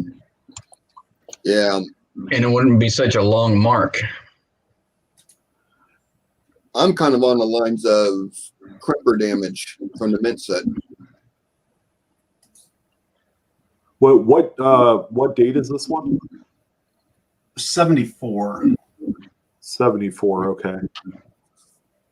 Because this mark matches the profile or fingerprint of the reading on the edge, leads me away from the crimper on the packaging machine. Yeah, because isn't the crimper pattern during this time more of a crosshatch and not lines? I think you're right, Sean. Like a What fine year is it, kind of like crosshatch. Let me bring up a 74 set. That's a good idea. I don't have a 74. I think the And see what the I think crimper I have all the other dates around it, but I think the crimper pattern's similar during that issued time. Let's dwell on the picture of the rim, Jeff. On the edge. That one. See how they line up? I see what you mean. That makes sense. The hills and valleys are opposite of each other and of the same thickness and same separation between the hills of it. Now, there is such a thing as struck through detached reading, right? Like from another coin. Yes. Sure. So instead of a broken color, it's a broken reading from another coin. It's possible. I think the results on this one, it could be, one of like 3 or 4 different things, from a possible strike through to just straight up post-mid damage that would mimic the spacing of the reads on the edge of the coin. It would just be purely coincidental if that were the case. It's not like vice grips or anything like that. Here's a statement. It says the design edge is intact and the coin is out of round, so that could not have happened during the minting. Something was smashed into that coin. So who's running the live coin Q&A messaging? That might be Paula. That's what I'm guessing. I wasn't sure. She seems to be rather adamant about it. I tend there's to, a possibility that that's what happened to it. I mean, I tend to default to Paula, and if Paula's not, Chris, when we're talking more on the error side of the house. Or Hey, Jeff, can you go back to the image where you could see it head on and not the edge? That one? Yeah. It does look like that. Well, we don't have pictures of the back, do we? No, we don't. Ooh. Back would almost settle it, wouldn't it, with the crimper? Yeah.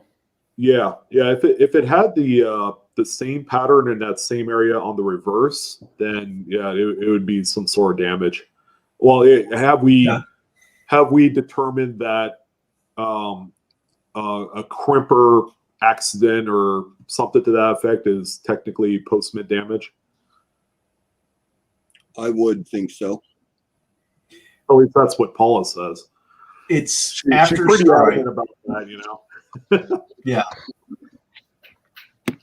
Yeah. Hey, look at that. I am not here. I mean, Paula is not here. Well, of course it's not you, Paula. It, yeah, I mean, it still would have, if it was that, it would have occurred after strike. Yeah. I'm gonna, when we get done with the show, I'm gonna move his email over to my private folder on the Q&A. I want to keep it. I'm gonna do some research on it, see if I come up with some ideas and some stuff, and then I'll run by you guys. Maybe we could readdress this. Yeah, I think we owe it to ourselves. I think we ought to do that for sure. Yeah, and then we could revisit this if we come up with something different. And yeah, and Brian, if you're watching, we would really like a picture of the back. I would say if you got a The reverse. picture of the back and there's no determination reached, I think this would be a great candidate to just send it off to Mike Diamond, have him take a look at it as far as the images. And he'll know exactly what it is, whether it's postman damage or if it's something else. Yeah. Paula's mentioning it being out of round. She must have a better eye than I do. I don't see that the coin is out of round. Paula she's pretty much the go-to person for anything strike related from the mint, from the presses. No, notice the thinning. Is it just me? Do you guys see some weakness above the R? Yeah, I was just going to say, even that rim is missing at 1, 2. I mean, if you look at it, it's kind of, Yeah. We could speculate this on forever, but I think we need to put this one, and we could readdress it. We'll find some more information. We'll do some more research on it, and we could come back and readdress it, make sure we're passing on the right information and the right diagnostics for it. Jeff, can we see more of the between 1 and 3 o'clock? Yeah.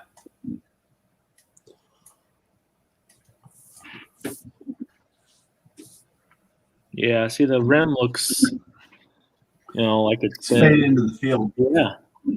Could that be 2 different events though? The thing on the left and then this wearing on that side. It's possible. Practically opposite of each other, though. That's what kind of throws me. Yeah. The planchet might have been slightly tapered in that area. But then again, we need to find out what caused the other event. Yeah, we really need a reverse pick in order to see what's going on with it. And maybe put the coin between 2 other coins and take a picture all the way around of all the north, south, east, and west of that rim. Yeah. To compare with a normal coin. Definitely a shot looking down this way. Coming in from about 10:30 or 11 o'clock, coming this way, and then one here at about 2 o'clock, looking at the rim there. I will send an email out to him tomorrow asking for more picks and what we're needing for picks. If it's a tapered planchet or not, that was a good point. Maybe weigh it also just to see, because tapered planchets usually weigh a little bit less. Exactly. Yep. All right. I like it. I like all the coins that kind of make you really think. This is like a level 3 diagnostics. Yeah. Let's see. This one didn't have questions with it. A question with it that I saw. This is from Kevin. Kevin. Oh, sorry. So we've got our initial.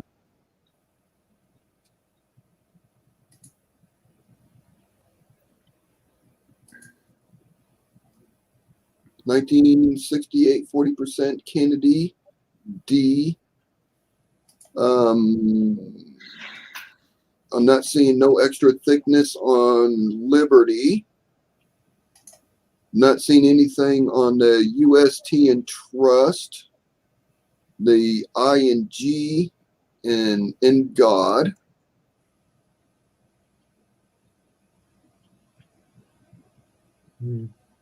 Pretty. The reverse pick. Actually, I think there were some original ones. Give me a second. I'm going to see if I.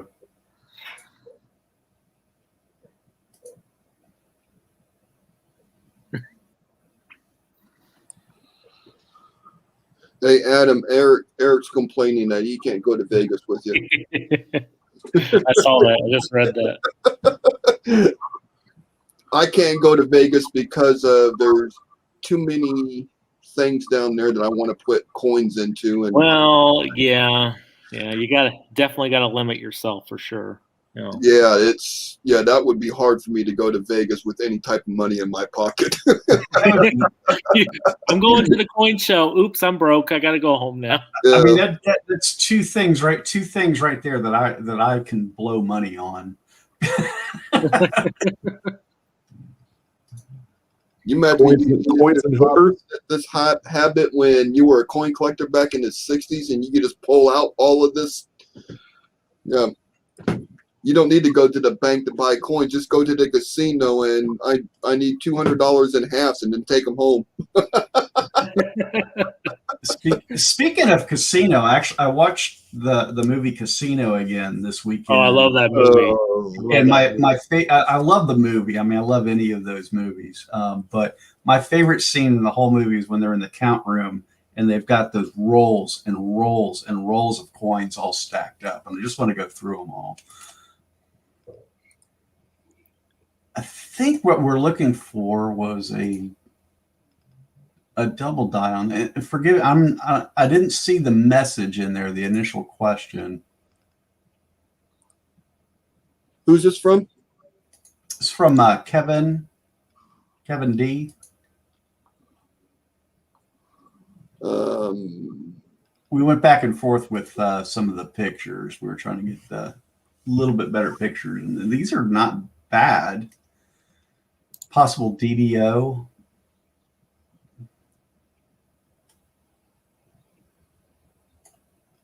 There's a lot of shadowing. That's kind of Shadows are the killer, especially when you're looking for those little tiny splits.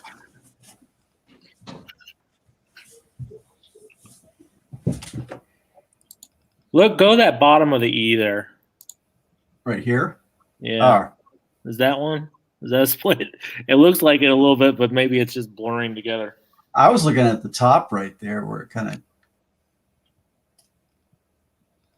comes down. Yeah, there might be a little extra thickness on the bottom of that. I'm not sure. It's hard to tell. I'm not seeing anything in his emails about a specific question on it, but we'll just go through it real quick. And like I said, I don't see anything on We trust in God. D looks right. No extra thickness on the date. I did not see any extra thickness on Liberty.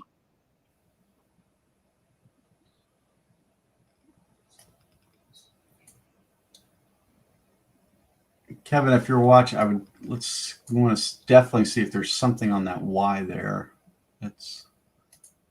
The end of the Y. See United. That all looks right and tight. The stars, a little blurry on the reverse. There's an FG. Tail feathers look right. What we see on $half looks good. Can we see the S and T and trust again? Is there enough detail to see that? Does look like it has a little bit of reflectivity on it, though. Yeah. Because you're looking at the inside of the top curve of the S for doubling there. I put a link to this. Is this from Kevin Dobbs? No. Yes. He said, look at trust. He's in chat. Scroll over a little bit. There we go. Thank you, Kevin. Yeah, the upper. That looks like it might have a split on the bottom serif there. Right here? Yeah. It's really hard to see because of the shadowing. I don't think it's the FS101. It may be one of the other two DDOs for this year. What was that? 68D? 68D, yes. All right, let me see. DDO 001. Where's Shay when you need him? He would do an overlay and Oh, the 15-minute overlay. You would definitely see something on the lower part of the left arm in Trust for FS101.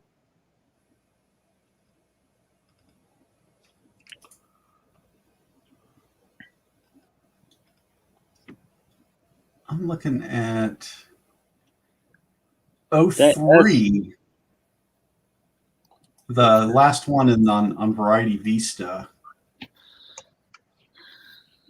Let's look at the S a little more. See that lower fat Yeah, part. I can see a little bit of a, looks like a split there. Yeah. The bottom of the S doesn't have that little hump on it.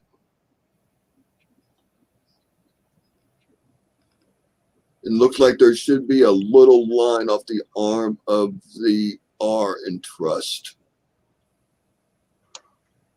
Can you manipulate that a little better, Jeff, for us to see? Sure. Yeah, can we see T and S and T? What are you trying to look at there? S and T, all of the letter rather than just the top half. No, Yeah, I'm so sorry. I'm sitting here looking at, okay. The 4 or 5 o'clock position of the curve of the S does not have the extra thickness. The T does not look like it has the extra thickness on it. For number 3? For number 3. Doesn't. So it's not that one.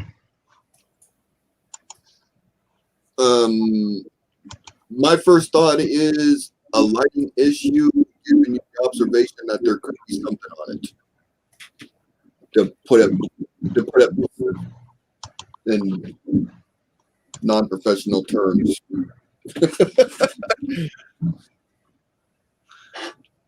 Yeah, I'm not seeing nothing on it with the pictures provided. Should I just shut up now? Yeah, it's just, I think the pictures just need to be better in order to really make a. Yeah. You got the coin in hand, so look at number 3 real close on Variety Vista, DDO number 3, and compare that to your coin. You might be able to see something since you got the coin in hand. Were there weren't any die markers for free work there? Because you love it when they have the die markers. Sometimes Variety Vista doesn't really have color markers. Yeah. No. You almost have to find your own die markers in the pictures and on your coin. That's why I really like Wexler and Copper coins, because they show Yeah. you the die markers and stuff. Did we start with the mint mark position? Get back to basics. Let's see if they got. Does the mint mark position take effect on the halves? I thought Sure. that was. I would think it would. Yeah, because you can have an RPM on a half, 1968. So a position I would think would play some role. Yeah. Kevin said he will send in some better picks, so we can work off of that. Okay. Try to work on a couple angles for those, especially with splits and thickness. If you get a couple angles in those, sometimes the splits will show up pretty nice in one of the lighting angles. Even rotate the coin, but when you send the picture, rotate it back before you send it to us. Yeah. Yep. I think the mint mark style is a little different. It does look different, doesn't it? Yeah. It's got his has that chunky D, deep set D on it, doesn't it? Yeah, and the mint mark position is wrong for DDO1. looking at FS 101 now. The mid mark looks different on that one also. Yeah. Yeah, it's definitely not FS. I don't think it's any of those three. It's always potential. It could be a new one. That does happen sometimes. But. Yeah.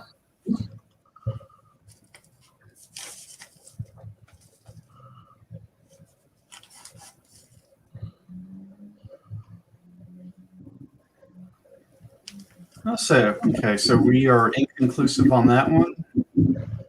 We need more pictures. Yeah. The thing is, I already bugged him about pictures 3 times, and he was trying, and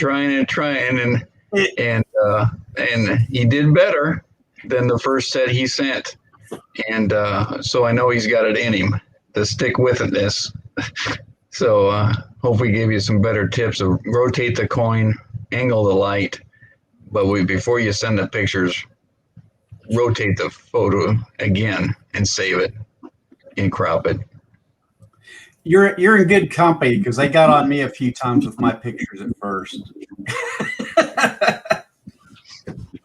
That's all right. We'd rather ask for more pictures or different angles of pictures to make sure we are attributing these things correctly for you. We don't want to guess and go, this is what it is, and then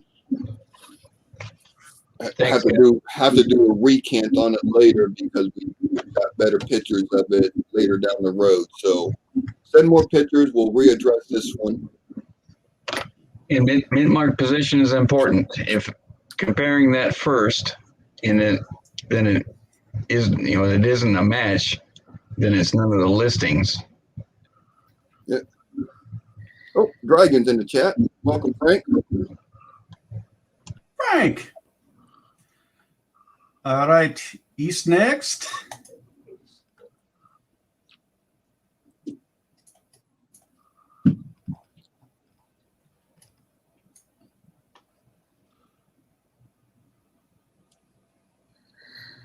Rotate left.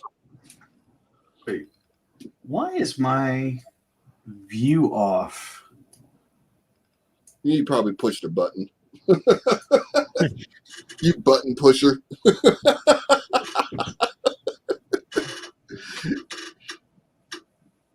All right, can y'all see that? Yeah, I'm gonna have to just keep up with that window. I don't know what's wrong with my. I had that dialed in. That thing was working awesome for weeks. Yep. I guess I'll read this one. This one's from Scott Holiday. Hello, Sean and panel. I ran across this coin I believe to be a doubled die reverse. Would like your opinion before I send it out for attribution. I could find no information on a doubled die Krugerrand. Thank you for your time. Ooh, Krugerrand. Someone's fancy. Look at that. Who doesn't like gold? I hate gold. It makes me I have an H4 Krugerrand. It makes me break out in slot machines.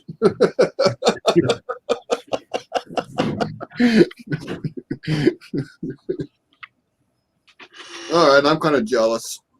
Gold coin. Ooh. Did they get this off the ground after it fell out of that trunk of the car on The movie Casino? No, it was Was it like in the middle of an interstate or an intersection or something? no, that's the one. It's the one with Bruce Willis and Oh yeah, Die Lethal Hard, Weapon. right? No, Lethal Weapon. Lethal Weapon. Yeah. Not Bruce Willis. Yeah, it was Mel Gibson.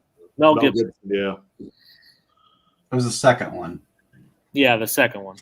Yeah, with the Australian or South African guys. That would be South African. Would be South Yeah. African guys. Yeah. Okay, that's drawing conclusions. Whoa.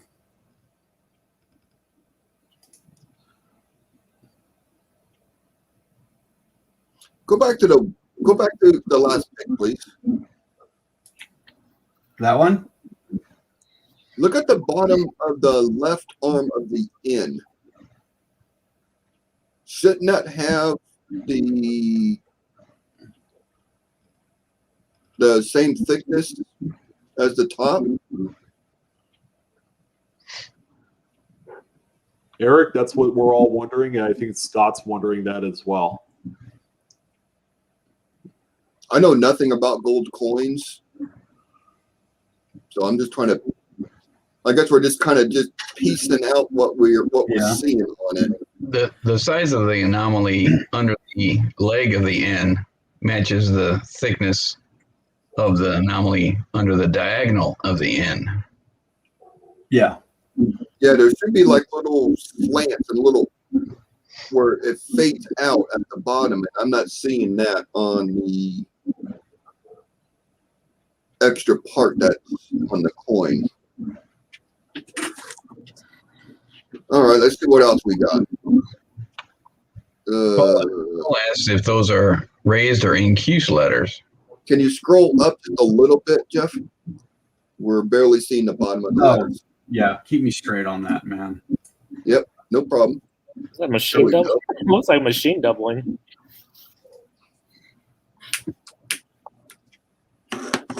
Sean, do you know if these letters are raised or incuse on kilograms? Raised, I believe. They did not have a incuse design on these. All right. The whole one Yeah, that this I've is- owned in my lifetime are all raised.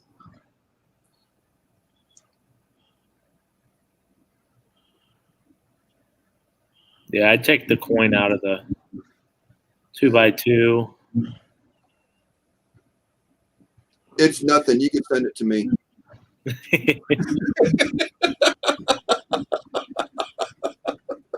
Now, what we're looking at are these letters here, right? If I'm not mistaken, this is a 1/10 ounce, so it's a pretty thin, little tiny coin.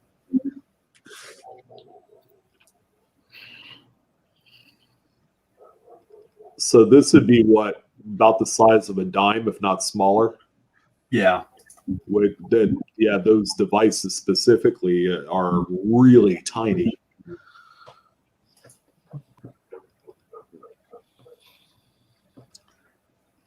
You almost had to get out an electron microscope to get those. Yeah.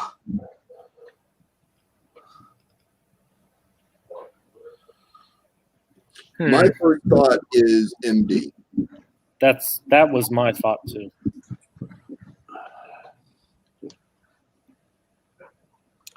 Yeah, I'm just not sure. I'm not familiar with these coins specifically. Or how they're I wanted to get your guys' take. Yes, Cindy, they are a dime a dozen. They might even be a dime for 2 dozen.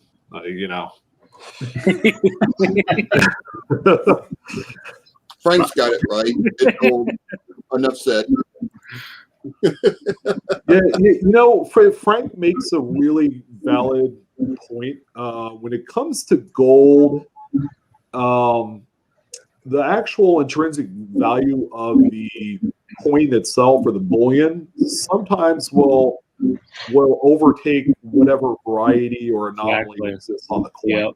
Because it's just it gets to that point eventually. Now, we always say that machine doubling makes the devices smaller and creates a shelf-like feature in general. Yeah. Correct. Not knowing what these devices, numbers, and letters originally look like and are supposed to be the size of, it's hard to say that it would be MD, especially when the bottom parts of those letters, F and I and N, are extended out.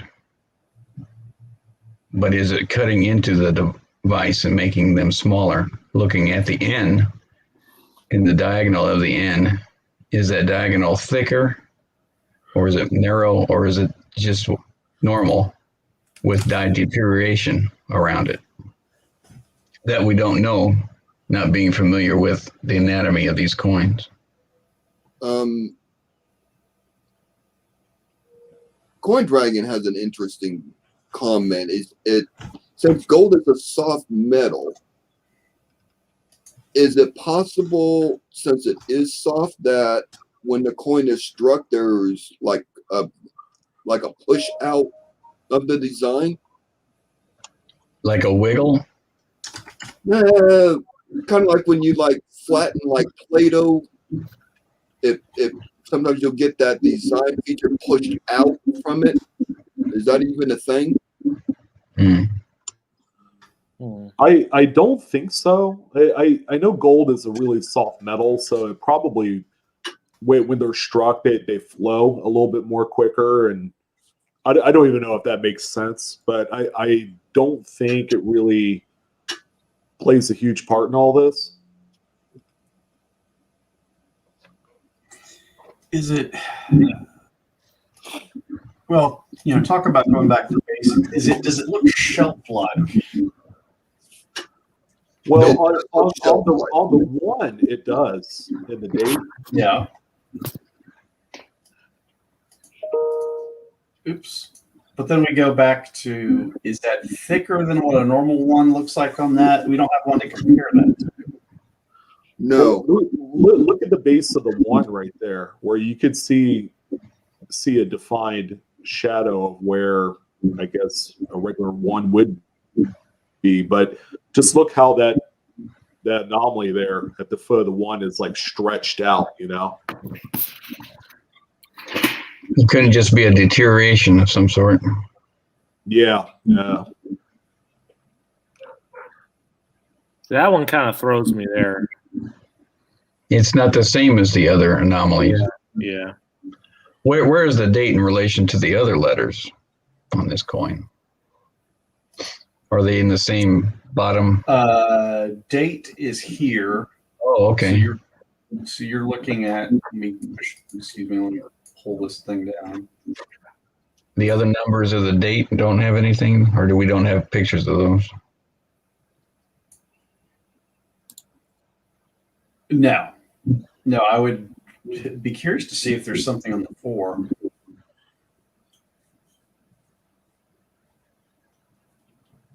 Flat field machine doubling.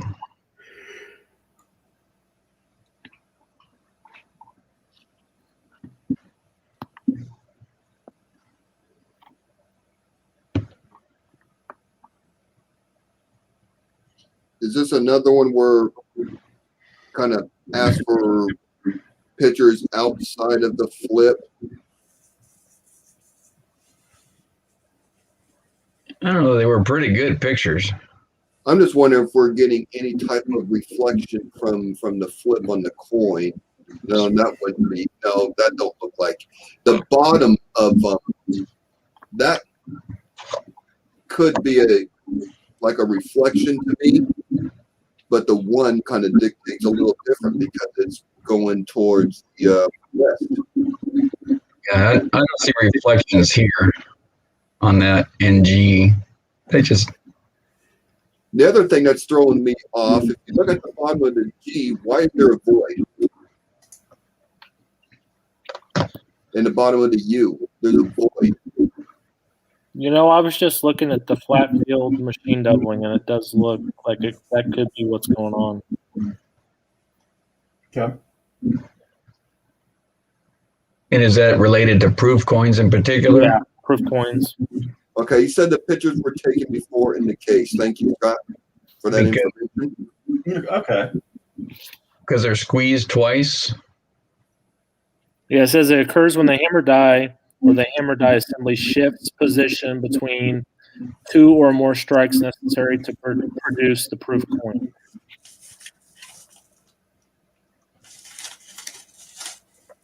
I think Paula came up with it. Yep. And I was just looking on Error Ref, and it does look, I was looking at some of the photos. What kind of coins? American, world coins, or? They're Lincoln cent. No. The same concept for all the denominations. But it gives it that appearance that you have doubling when it's actually not machine doubling. Now, this is what a cougar is. This is what? Australia? No, South Africa. South Africa. Just missed the dot on the world, didn't I? Well, I think you were thinking kookaburra. You were thinking kookaburra.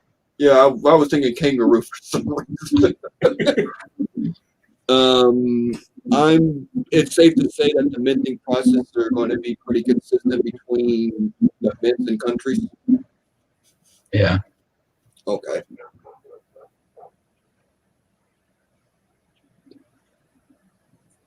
Yeah, Paula's not here, so she's not in chat.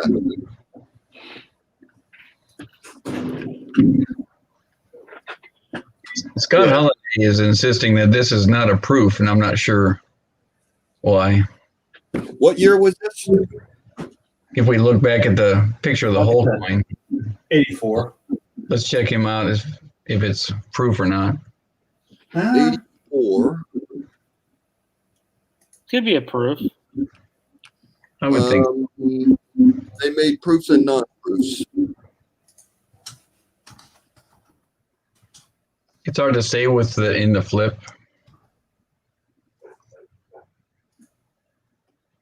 What do you think there, Scott?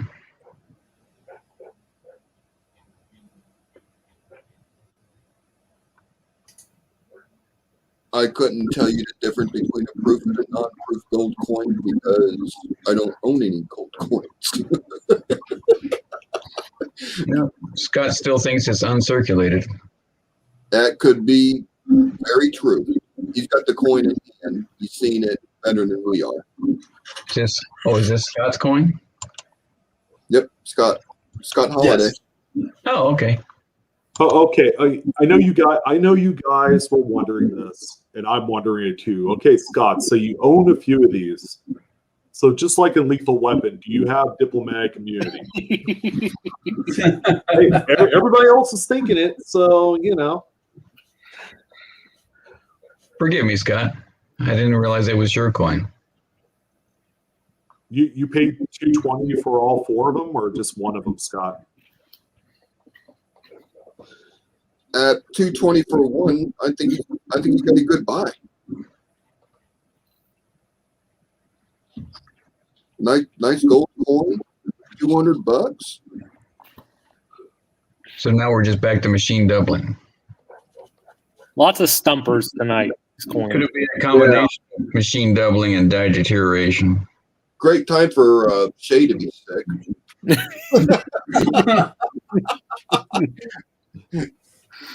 Not saying anything about the rest of the panel's knowledge, but Yeah, what do I know? I do YouTube videos, and I live in my mom's basement. yeah, you collect Pokemon cards, so I do it all, man. yeah, you do. To a fault. That means that I'm not an expert at just one thing. Card collectibles are on the rise. I mean, they really are. Expert in everything, a master in none. Yeah, they are. Well, you know, it's like ironic in the pandemic. You know, aren't people a little bit more broke than when they were working before? I don't know. I don't know. I think people have more money since they're not working. Yeah, they're cashing out their 401k a little early, huh? Is that the last one, Jeff? Yes, sir.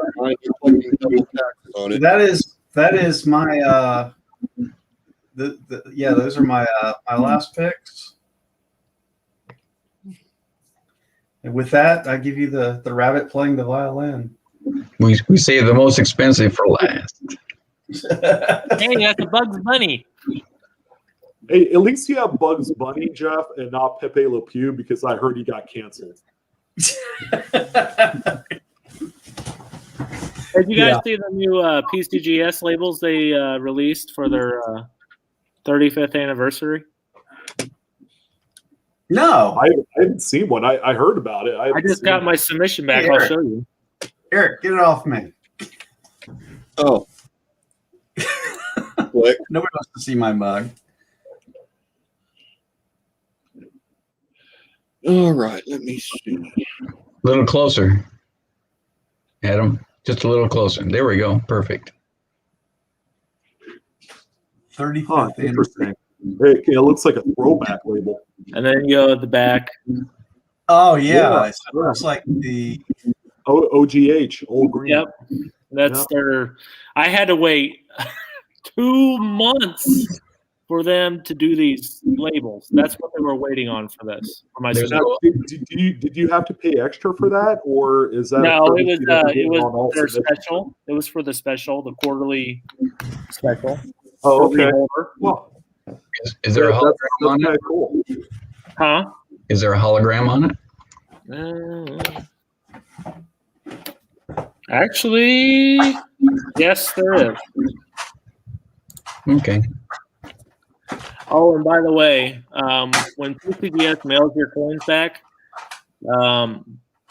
they do electronics. They just do electronic signature. My postman just left it in the mailbox. No signature. oh my goodness. And they've been doing that ever since I've been getting my submissions back from PCGS. So, just a heads up. Anybody wants to get their coins back, you might want to be there that day that they drop it off. Yeah, I've been fortunate. I've been working from home, and I've got like a bird's eye view of my mailbox and the front door, so I haven't had any problems certainly in the last year or so. Jeff, James Eubanks is asking, didn't you all get my email? He submitted the 1995 penny that had a lot of things going on with it. Okay. Did we? We decided not to do it. Can we go back and get it? Yeah. We can. Hang on, James. While he's bringing that up, let me just throw out there. We get hundreds of emails a week. We get through them. We answer them. We pick out coins for the show that are kind of like out of the normal stuff to talk about. So we're just not talking about the same Lincoln penny or nickel DDR or something. We're trying to change it up, get some different coin stuff out of it. But your emails are going to get answered. They're going to get answered with the information and with links. So if you didn't see your coin tonight, it's because we just started it. We're just trying to just get different coins on this show. This is a channel. So we see different coins and talk about different things, and we're just passing on more information to y'all for your education. But we do answer all the emails. Please don't get discouraged if you don't know your coin. Not everything is going to make the show. We try to get it down to 6, 7, 8, maybe 9 submissions. That makes a nice 2-hour show. And so anything out of the ordinary we like to talk about. There was some stuff in there tonight that just kind of made us go, huh. So please don't get discouraged if your coin doesn't make the show, but your emails will get answered. What the? All right, let me click on Jeff here for a minute. Was this at 95? I did not see this one. Yeah.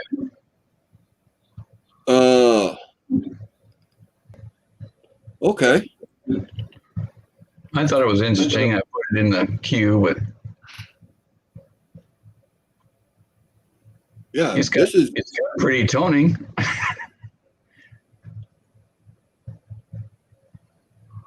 Struck through?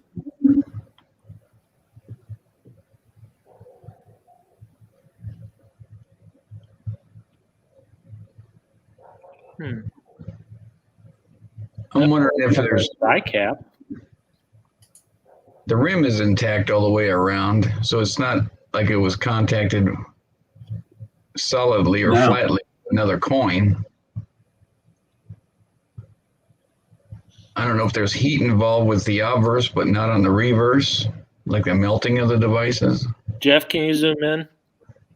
Yeah. Well, this is a copper-coated zinc So heat would just obliterate this thing.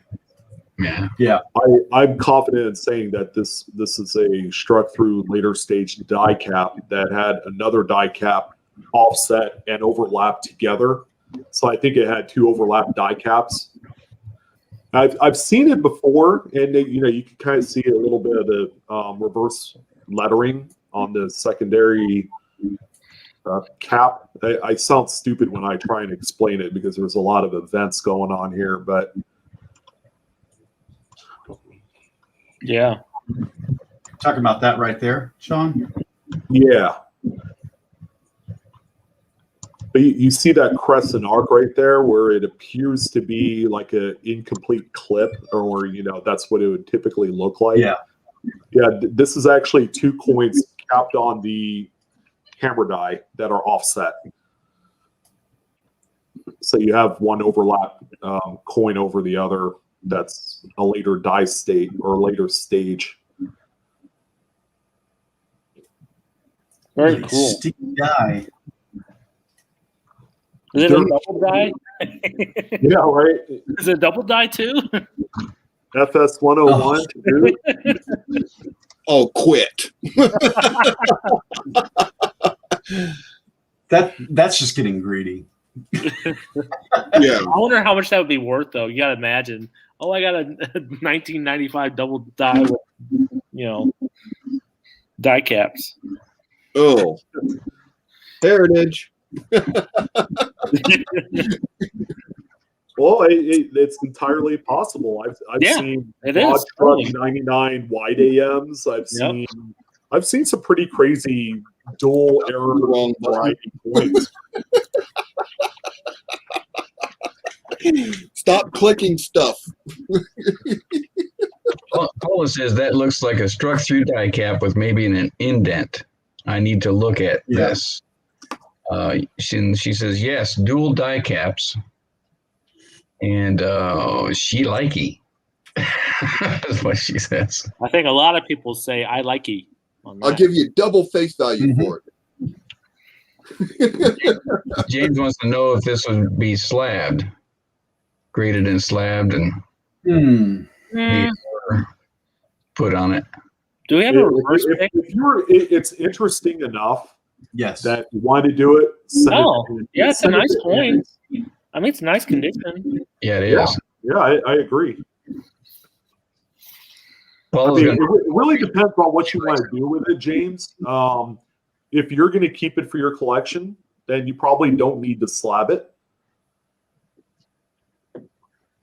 I know there's a huge emphasis these days on what's it worth and what can I get for it on the secondary market. But, in the end, it really depends on what you want to do with a coin. Yep. To me, this is something I would keep in my collection forever. It's just that cool, that neat. I'm glad you threw stuff, James.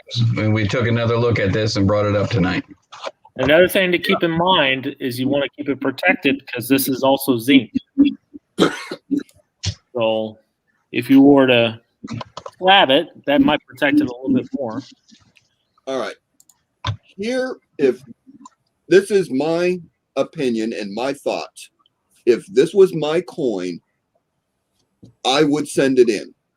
I would send it in mainly for the preservation. It's going to be encapsulated where it's going to stay protected. So you never have to worry about it. And second, it's going to be attributed. Even though it will be a personal collection for me, I would still send it in just so it gets attributed and encapsulated for the protection of the coin. Since it is zinc, I would hate to see this thing start to deteriorate from the inside out and basically become nothing. Yeah, I have a 95D double die FS 101 that's starting to have issues, unfortunately. Yeah. That's a good one, too. Yeah. There is advantages of sending it in and having it at least encapsulated. It's going to keep it preserved. Or as Coin Dragon mentioned, why don't you just, wrap it in lucite and use it as a paperweight? Yeah. I think, yeah. This is a coin I would send in just to get the attribution on the label and get it protected in a slab. And it's a toner. Yeah, it's got some toning going on there. Yeah, there's a lot of things going on with this coin. I'd hate to see this thing start to get zinc rot over the years. Where'd you find this, James? Can you tell us where you found this?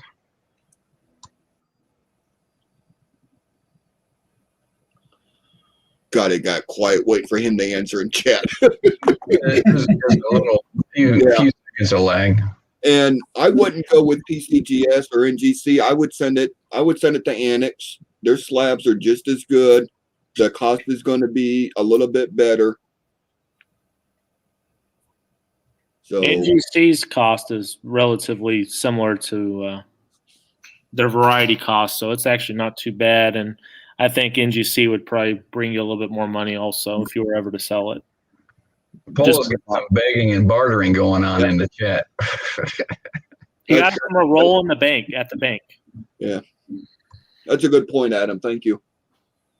That's cool. That's a cool find for a roll find. That's really neat. Yeah, no kidding. Thank you for being adamant that we show it, for crying out loud. How do we? Yeah, how do we miss that? Yeah, how did that one not make it? Oh well. It just shows we're not perfect. I think it just made coin of the night. It's a good coin to end our Q&A on. I tell you that. I love them. End on stuff like that. Cool stuff. All right. We got people trying to make deals in chat on this coin. Oh, Don't show us nice stuff. We're going to try to buy it. yeah. Papa Giorgio says Paul is just going to make it into an elongated penny anyway. Oh, goodness. She's going to turn it into the elongated Seattle Space Needle coin. There you go. And then that's it. All right. Yeah.